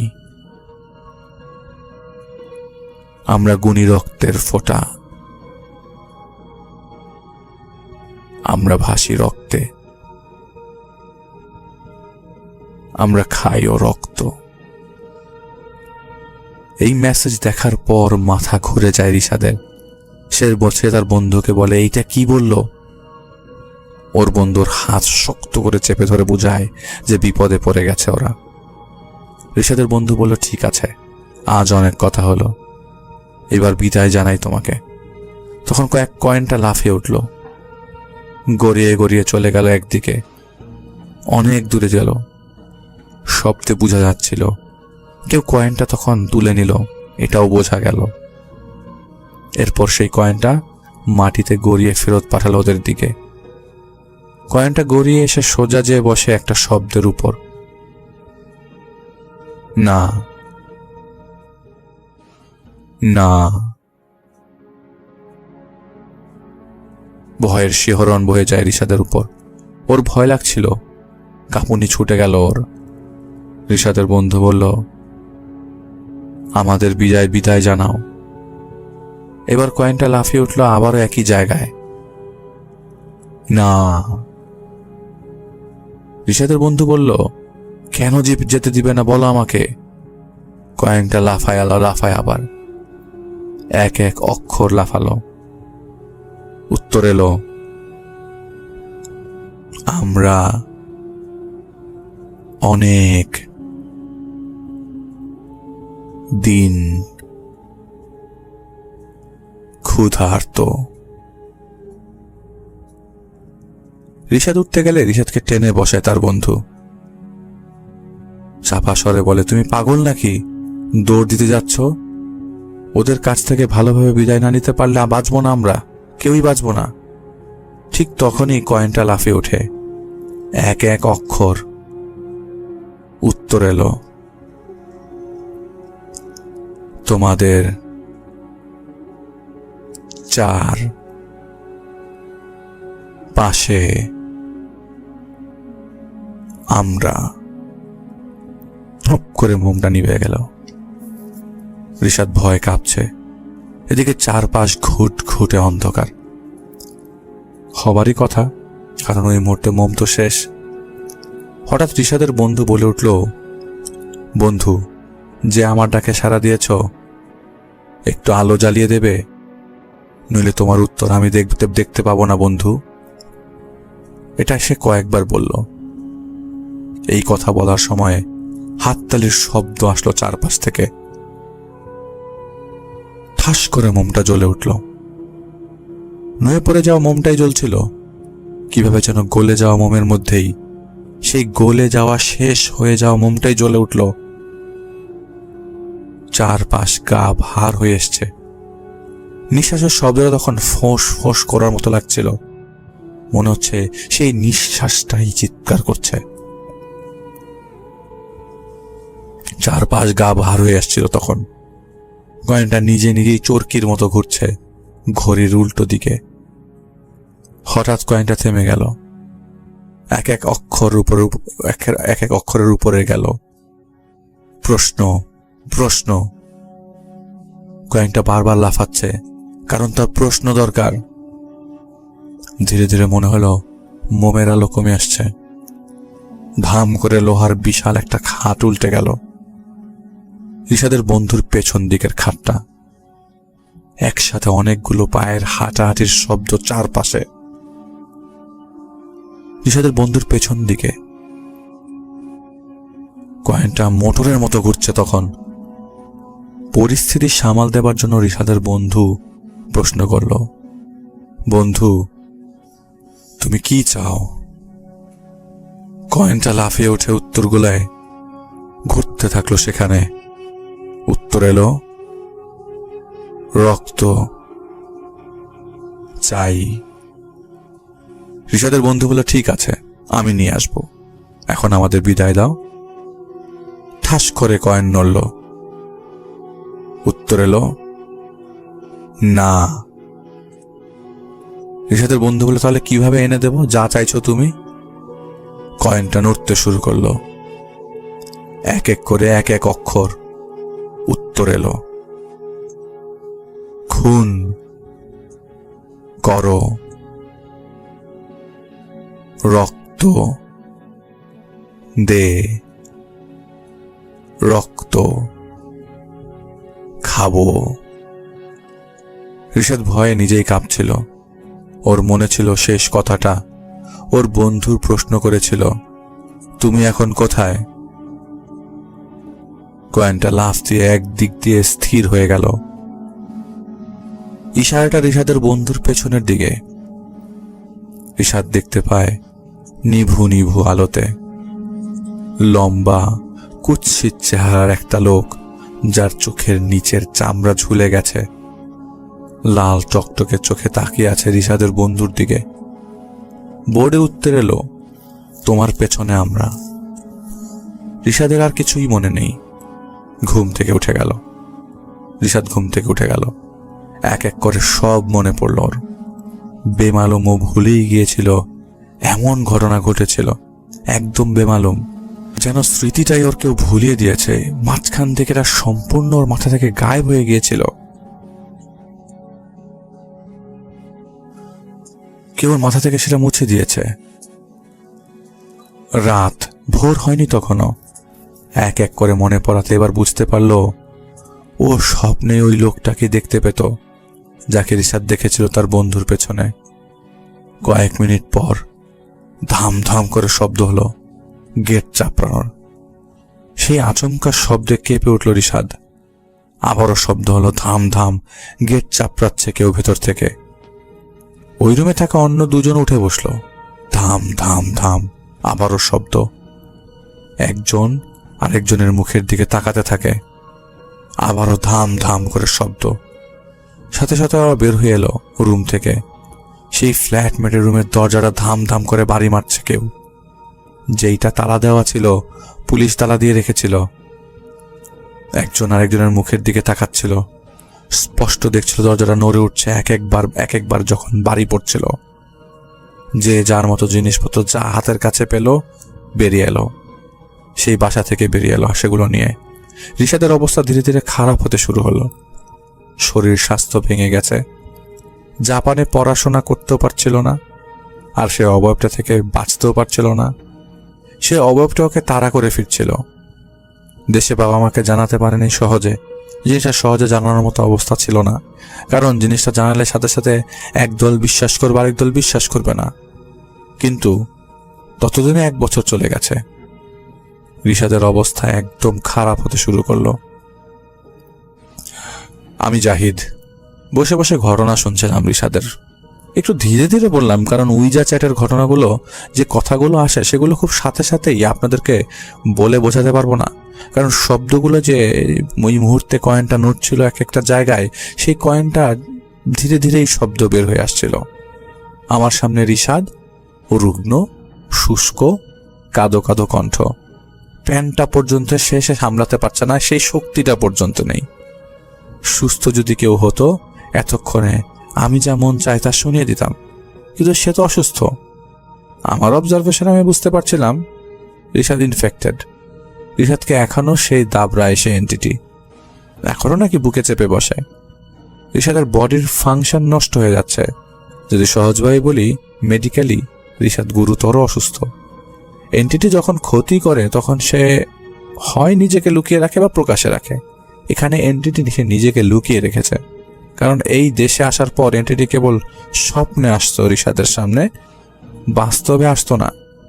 এন্টিটি লুকিয়ে থাকবে আর আমাদের মনে হবে আরে তো ফিজিক্যালি অসুস্থ। রিপোর্টও তাই বলে, হ্যাঁ, যে রোগী ফিজিক্যালি অসুস্থ, কিন্তু আসলে সেটা না। সে তার ক্ষতি চালিয়ে যাচ্ছে নীরবে, নিবিড়ে। এমন সমস্যা যেটার উৎপত্তি কয়েক হাজার কিলোমিটার দূরে, সেটার সমাধান জটিল হয়ে যায়। আমার 11 দিন সময় লাগে সেই এন্টিটি আর রিশাদের মধ্যকার রিলেশন ভাঙতে। সময় যাবার সাথে সাথে সে ইমপ্রুভ হয় তার অবস্থা। একটা সময় আমার মনে হয় হ্যাঁ যে সে সুস্থ হয়ে গেছে। এরপর থেকে আমি জানি না রিশাদ কেমন আছে। এমন ক্ষেত্রে আসলে এন্টিটিগুলো শক্তিশালী হয় না, ওর শক্তিশালী হয়ে ওঠে তখনই যখন একটা অ্যাটাচমেন্ট তৈরি হয়। আমাদের উচিত যা বুঝি না, যা জানি না, তার ব্যাপারে ধারণা না নিয়ে তা নিয়ে কথাবার্তা বা কাজ না করা। জানতে পারলে হয়তো রিশাদ 1 বছর ভুগত না, 1 বছর সে কষ্ট করতো না। ঘটনা এখানেই শেষ। Thank you so much Zahid ভাই আপনার ঘটনার জন্য।